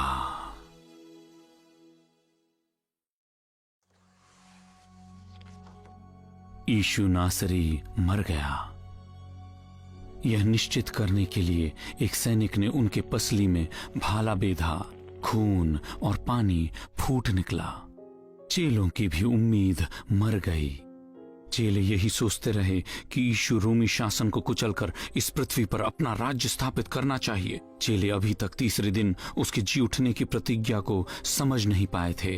क्रूस पर चढ़ाए गए अपराधियों के शव को आमतौर पर शहर के बाहर कूड़े के ढेर में फेंक दिया जाता था या फिर सामूहिक कब्र में, परंतु यीशु की देह के साथ ऐसा नहीं हुआ। 700 वर्ष पूर्व यशायाह भविष्यवक्ता ने लिखा था, उसकी कब्र दुष्टों के संग ठहराई गई और मृत्यु के समय वह धनवान का संगी हुआ। परमेश्वर ने अपने पुत्र के लिए योजना बनाई कि उसे सम्मानित कब्र में दफनाया जाए। जब शाम हुई तो यूसुफ नाम अरमतिया का एक धनी मनुष्य आया जो आप ही यीशु का चेला था। पिलातुस के पास जाकर उसने यीशु की देह मांगी और पिलातुस ने आज्ञा दी कि उसे देह दे दी जाए। यीशु की मृत्यु से पहले अरमतिया का यूसुफ और उसका मित्र निकोदेमुस यीशु मसीह के गुप्त चेले थे। वे धार्मिक अगुओं से डरते थे, परंतु क्रूस पर यीशु को दुख उठाते देखने के बाद वे कभी न डरे। उन्होंने यीशु की मृतदेह को लिया, उसे धोया और उस पर लगभग 35 किलो लोबान के साथ मलमल की चादर में लपेटा। यह गंधरस उसी प्रकार का बहुमूल्य सुगंध द्रव्य था जिस प्रकार का ज्योतिषियों ने बालक यीशु को भेंट किया था। फिर उन्होंने देह को यूसुफ के स्वयं के नई कब्र में रखा। प्रवेश द्वार पर एक बड़ी चट्टान लुढ़काकर वे घर चले गए। यह एक राजकीय अंत्योष्ठी थी, राजा के लिए उपयुक्त। अगली सुबह धार्मिक अगुए पिलातुस के पास गए और कहा, महाशय, हमें स्मरण आता है कि जब वह धोखा देने वाला जीवित था तो उसने कहा था 3 दिन के बाद मैं जी उठूंगा। इसलिए 3 दिन तक कब्र की रखवाली करने की आज्ञा दीजिए। कहीं ऐसा न हो कि उसके चेले आकर देह को चुरा ले जाएं और लोगों से कहें कि वह मरे हुओं में से जी उठा। फिर यह धोखा पहले के धोखे से भी बदतर होगा। पिलातुस ने कहा, जाओ रखवाली करो, तुम तो जानते ही हो कि यह काम कैसे करना है। फिर वे चले गए और कब्र पर मुहर लगा दी और सिपाही तैनात कर दिए। इस दरमियान कब्र के अंदर यीशु की देह के साथ क्या हो रहा था? कुछ भी नहीं।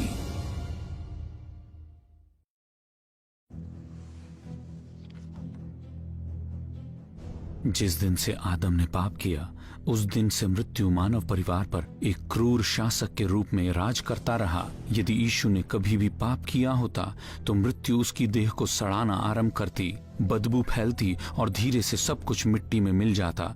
परंतु 1000 वर्ष पहले दाऊद भविष्यवक्ता ने लिखा था, तू अपने पवित्र जन को सड़ने नहीं देगा। जिसने कभी पाप नहीं किया उस पर मृत्यु और कब्र का कोई अधिकार न था।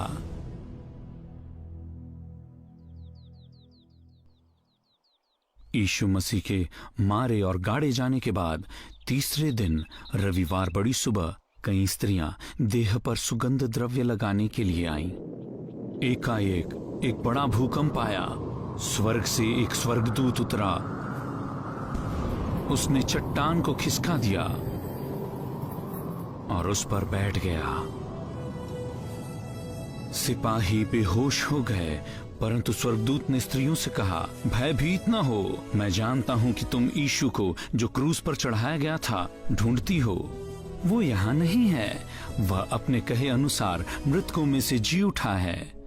आओ, जहां उसकी देह रखी थी उस जगह को देखो। अब तुरंत जाओ और उसके चेलों से कहो कि वह मृतकों में से जी उठा है। स्त्रियां कब्र से तुरंत वापस दौड़ पड़ी। वे बहुत डरी हुई थी, परंतु वे बड़े आनंद से भी भरी हुई थी और वे उस स्वर्गदूत का संदेश चेलों को देने के लिए दौड़ पड़ी। और जब वे जा रही थी, यीशु उनसे मिला और कहा, नमस्कार।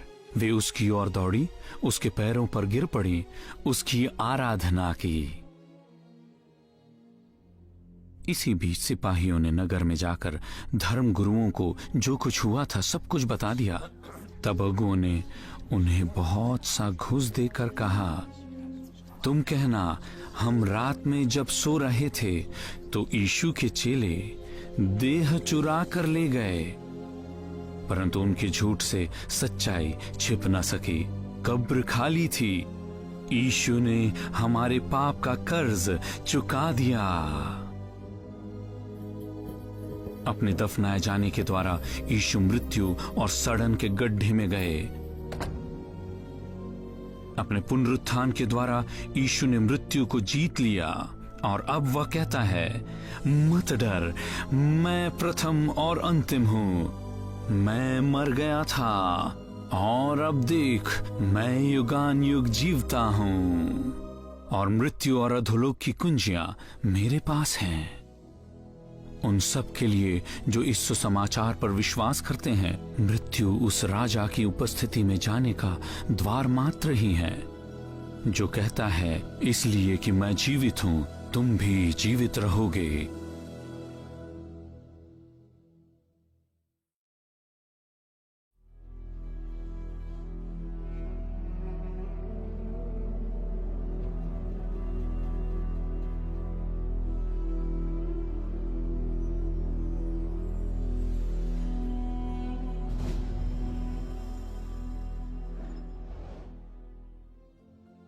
अपने पुनरुत्थान के दिन यीशु अपने कई चेलों पर प्रकट हुए। सबसे पहले स्त्रियों पर, फिर पतरस पर और फिर 2 यात्रियों पर। उसी दिन यीशु के 2 चेले यरूशलेम से 7 मील की दूरी पर स्थित इम्माउस गांव जा रहे थे। एकाएक यीशु स्वयं आ पहुंचा और उनके साथ चलने लगा, परंतु परमेश्वर ने मानो उनकी आंखें बंद कर रखी थी। उसने उनसे पूछा, चलते हुए एकाग्रचित होकर क्या बात कर रहे हो? वे थक गए, उनके चेहरे से उदासी साफ झलक रही थी। तब उनमें से एक ने, जिसका नाम क्लियोपास था, पूछा, क्या तू यरूशलेम में अकेला परदेशी है जो नहीं जानता कि इन दिनों में उसमें क्या क्या हुआ है? यीशु ने पूछा, कौन सी बातें? यात्रियों ने बताया कि उन्हें उम्मीद थी कि यीशु नासरी मसीहा है जो उनके शत्रुओं पर जय पाएगा, परंतु उसे क्रूस पर चढ़ा दिया गया और अब कब्र खाली है, कुछ समझ नहीं आ रहा।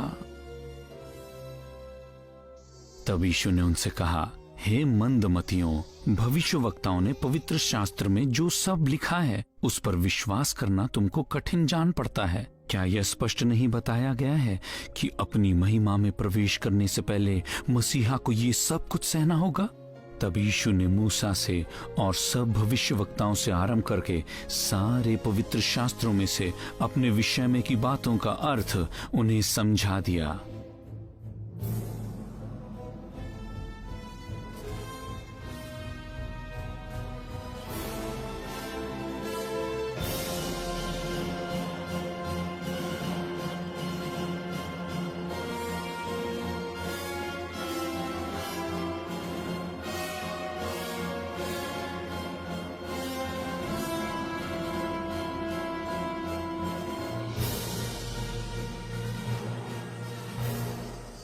अब उनकी यात्रा समाप्त होने पर थी। वे इम्माउस पहुंचने ही वाले थे।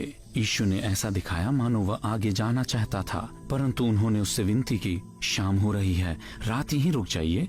इसलिए वह उनके साथ उनके घर में गया।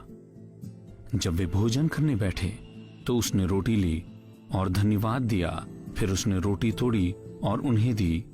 एकाएक उनकी आंखें खुल गई और उन्होंने उसे पहचान लिया और उसी क्षण वो गायब हो गया। और वे आपस में कहने लगे, जब वह मार्ग में हमसे बातें करता था और पवित्र शास्त्र का अर्थ हमें समझाता था, तो क्या हमारे मन में उत्तेजना न उत्पन्न हुई? वे उछल पड़े और चेलों को यह खबर देने फुर्ती से यरूशलेम को लौटे, प्रभु जीवित है, वह पवित्र शास्त्र में प्रतिज्ञा किया हुआ उद्धार करता है, वह बलिदानों में चित्रित मेमना है, वह प्रभु है। अंततः भविष्यवक्ताओं का संदेश समझ में आ गया पूरी तरह से।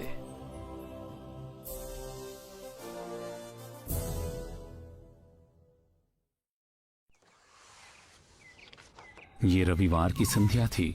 चेले एक ही जगह इकट्ठे थे और दरवाजा बंद था। अचानक यीशु कमरे में आ गया और कहा, तुम्हें शांति मिले। ये कहने के बाद उसने उन्हें अपने हाथ और पसली दिखाई। जब चेलों ने प्रभु को देखा तो बहुत आनंदित हुए। उस शाम को यीशु के 12 चेलों में से थोमा नाम का चेला वहां नहीं था। बाद में चेलों ने उसे बताया, हमने प्रभु को देखा। परंतु थोमा ने उनसे कहा, जब तक मैं उसके हाथों में कीलों के निशान न देख लूं और जहां कीले ठोके गए थे वहां अपनी उंगली न रख लूं और उसकी पसली में अपना हाथ न रख लूं, तब तक विश्वास न करूंगा। 1 सप्ताह बाद उसके चेले फिर से घर के अंदर थे और थोमा उनके साथ था। यद्यपि दरवाजा बंद था, तब भी यीशु अंदर आकर उनके बीच में खड़ा हो गया और उनसे कहा, तुम्हें शांति मिले। फिर उसने थोमा से कहा, अपनी उंगली लाकर यहाँ रख, मेरे हाथों को देख अपना हाथ बढ़ा और मेरी पसली में रख। शक करना बंद कर और विश्वास कर। थोमा ने कहा, हे मेरे प्रभु, हे मेरे परमेश्वर। फिर यीशु ने उससे कहा, तूने तो मुझे देखकर विश्वास किया है। धन्य है वे जिन्होंने बिना देखे विश्वास किया। 40 दिन तक यीशु अपने अनुयायियों को बीच बीच में दिखाई देते थे, उनसे बातें करते थे, फिर गायब हो जाते थे। यीशु की पुनरुत्थित देह दीवारों के आर पार जा सकती थी और सोचने की गति से यात्रा कर सकती थी। ऐसी देह पाने वाला वो प्रथम व्यक्ति था, परंतु वह अंतिम नहीं होगा। ठीक जिस प्रकार हमने पार्थिव मनुष्य के स्वरूप को पाया है, उसी प्रकार हम स्वर्गीय मनुष्य के स्वरूप को भी पाएंगे। जिस प्रकार एक मनुष्य के द्वारा मृत्यु आई, उसी प्रकार मृतकों का पुनरुत्थान भी एक मनुष्य के द्वारा आता है। क्योंकि जैसे आदम में सब मरते हैं, वैसे ही मसीह में सब जिलाए जाएंगे।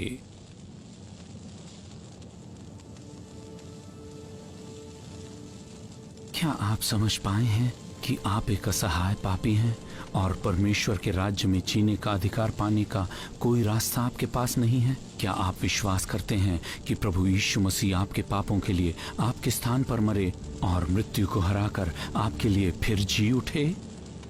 यदि ऐसा है तो फिर परमेश्वर कहता है कि अब से तुम आदम में नहीं हो, परमेश्वर आपको मसीह में एक धार्मिक रूप में देखता है। एक दिन आपको भी एक परिवर्तित देह मिलेगी, ठीक यीशु के समान, बस उसमें कील के निशान नहीं होंगे।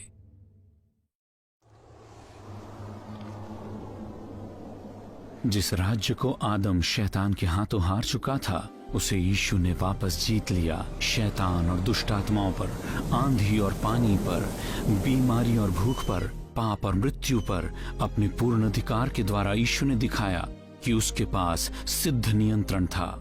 यहाँ तक कि जब धार्मिक अगुओं और सैनिकों ने उसे गिरफ्तार किया, सताया और क्रूस पर चढ़ाया, तब भी उसी ने उन्हें अनुमति दी। इसलिए अपने पिता के घर वापस जाने से पहले प्रभु यीशु ने अपने चेलों से कहा, स्वर्ग और पृथ्वी का सारा अधिकार मुझे दिया गया है, इसलिए तुम जाकर सब जातियों के लोगों को चेला बनाओ और उन्हें पिता और पुत्र और पवित्र आत्मा के नाम से बपतिस्मा दो और उन्हें सब बातें जो मैंने तुम्हें आज्ञा दी है मानना सिखाओ। और देखो, मैं जगत के अंत तक सदैव तुम्हारे संग हूं। यीशु ने अपने अनुयायियों से यह भी कहा, एक नई आज्ञा मैं तुम्हें देता हूं, एक दूसरे से प्रेम करो। जैसे मैंने तुमसे प्रेम किया, वैसे ही प्रेम तुम एक दूसरे से करो। यदि आपस में प्रेम रखोगे तो इसी से सब जानेंगे कि तुम मेरे चेले हो। अपने पुनरुत्थान के 40 दिन के बाद यीशु ने अपने चेलों को यरूशलेम के पास जैतून नामक पहाड़ पर इकट्ठा किया।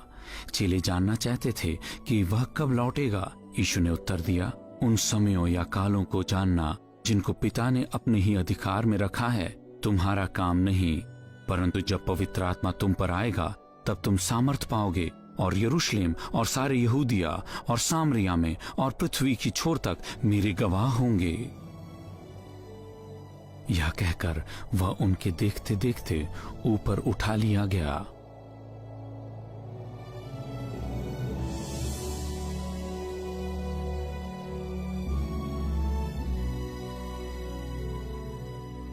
और बादल ने उसे उनकी आंखों से छिपा लिया। जब वो जा रहा था तो वे लोग बड़ी उत्सुकता से ऊपर आकाश की ओर देख रहे थे, और तभी एकाएक सफेद वस्त्र पहने हुए 2 पुरुष उनके पास आ खड़े हुए। उन्होंने कहा, हे गलीली पुरुषों, तुम यहाँ खड़े आकाश की ओर क्यों ताक रहे हो? यही यीशु जो तुम्हारे पास से स्वर्ग पर उठा लिया गया, जिस रीति से तुमने उसे स्वर्ग को जाते देखा है, उसी रीति से वह फिर आएगा। फिर वे यरूशलेम लौट गए। इस दरमियान अभी वह समय है जब राजा स्वर्ग में महिमा और आदर का मुकुट पहने हुए हैं।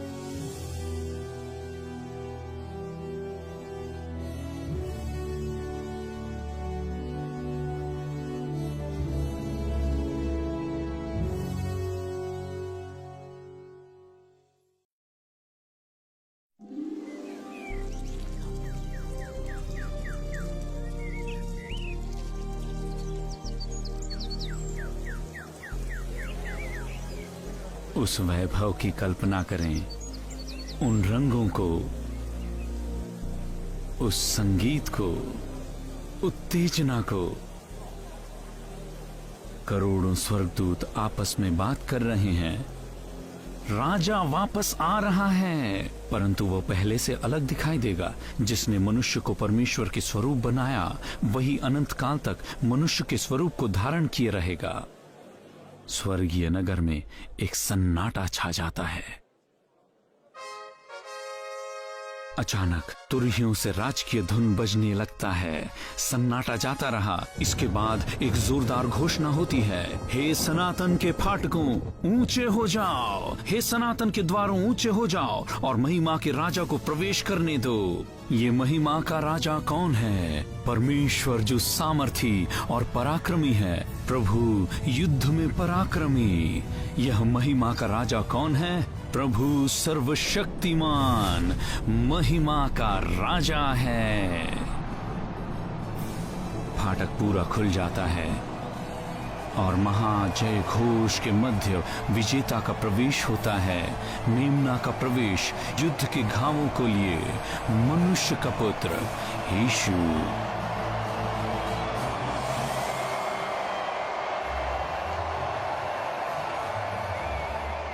जय घोष करती भीड़ के बीच से होते हुए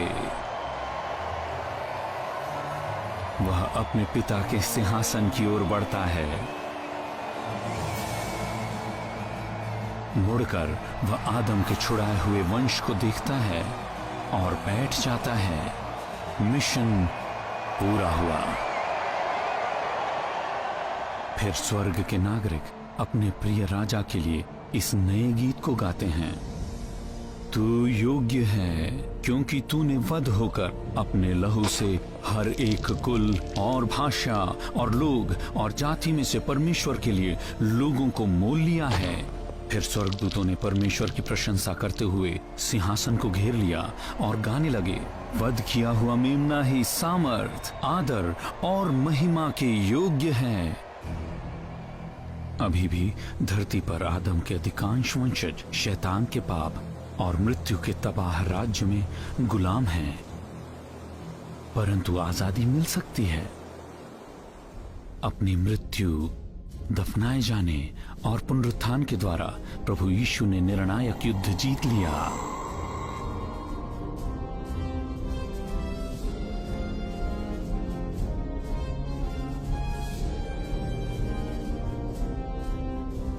जितने उस पर भरोसा रखते हैं उन सब से वो कहता है, तुम्हारा मन व्याकुल न हो। तुम परमेश्वर पर विश्वास रखते हो, मुझ पर विश्वास रखो। मेरे पिता के घर में रहने के लिए बहुत से स्थान हैं। जब सब कुछ तैयार हो जाएगा तो मैं आऊंगा और तुम्हें ले जाऊंगा, ताकि जहां मैं रहूं वहां तुम भी सदा मेरे साथ रहो। मार्ग, सत्य और जीवन मैं ही हूं। बिना मेरे द्वारा कोई पिता के पास नहीं पहुंच सकता।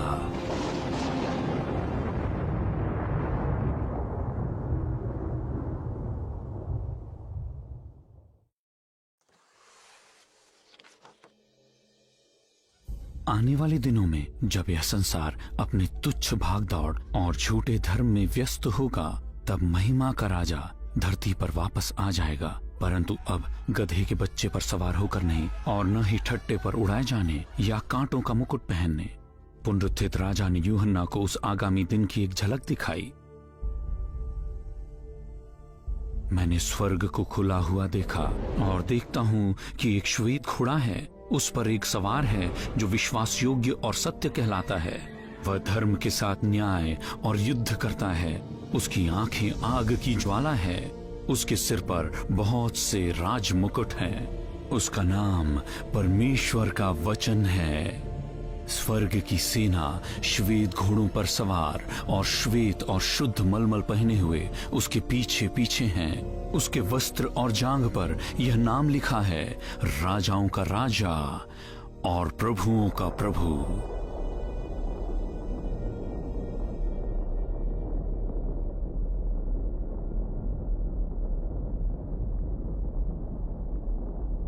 जब राजा वापस आता है तो स्वर्ग से एक गर्जन का शब्द सुनाई देता है, जगत का राज्य हमारे प्रभु का और उसके मसीह का हो गया और वह युगान युग राज्य करेगा।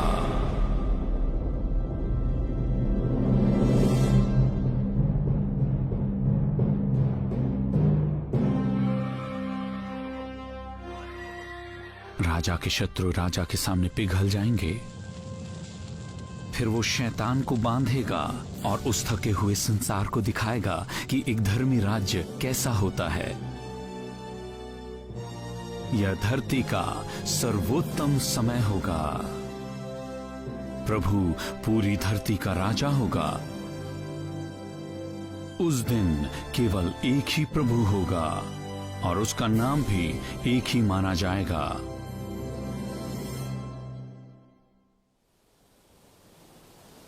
न्याय के दिन प्रभु यीशु न्यायी होगा। वो अग्निमय सिंहासन पर बैठा और उसके पहिए धधकती हुई आग के से थे और उसके सम्मुख से आग की धारा निकलकर बह रही थी। लाखों स्वर्गदूत उसकी सेवा कर रहे थे। लाखों लाख लोग उसके सामने हाजिर थे। फिर अदालत की कार्यवाही शुरू हुई और पुस्तक खोली गई। शैतान और उसका अंधकार का साम्राज्य धधकते गंधक की झील में फेंक दिए जाएंगे। अंत में सर्प का सिर हमेशा के लिए कुचल दिया जाएगा।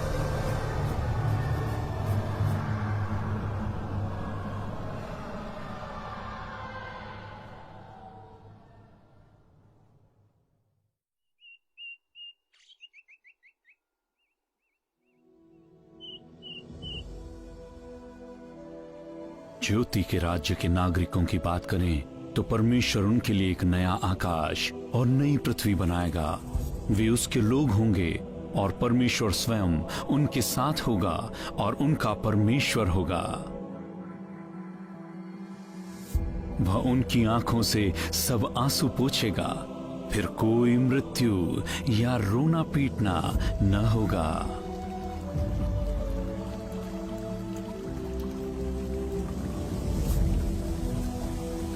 अंत में उन सब की प्रार्थना जो अपने राजा से प्रेम करते हैं हमेशा के लिए पूरी हो जाएगी।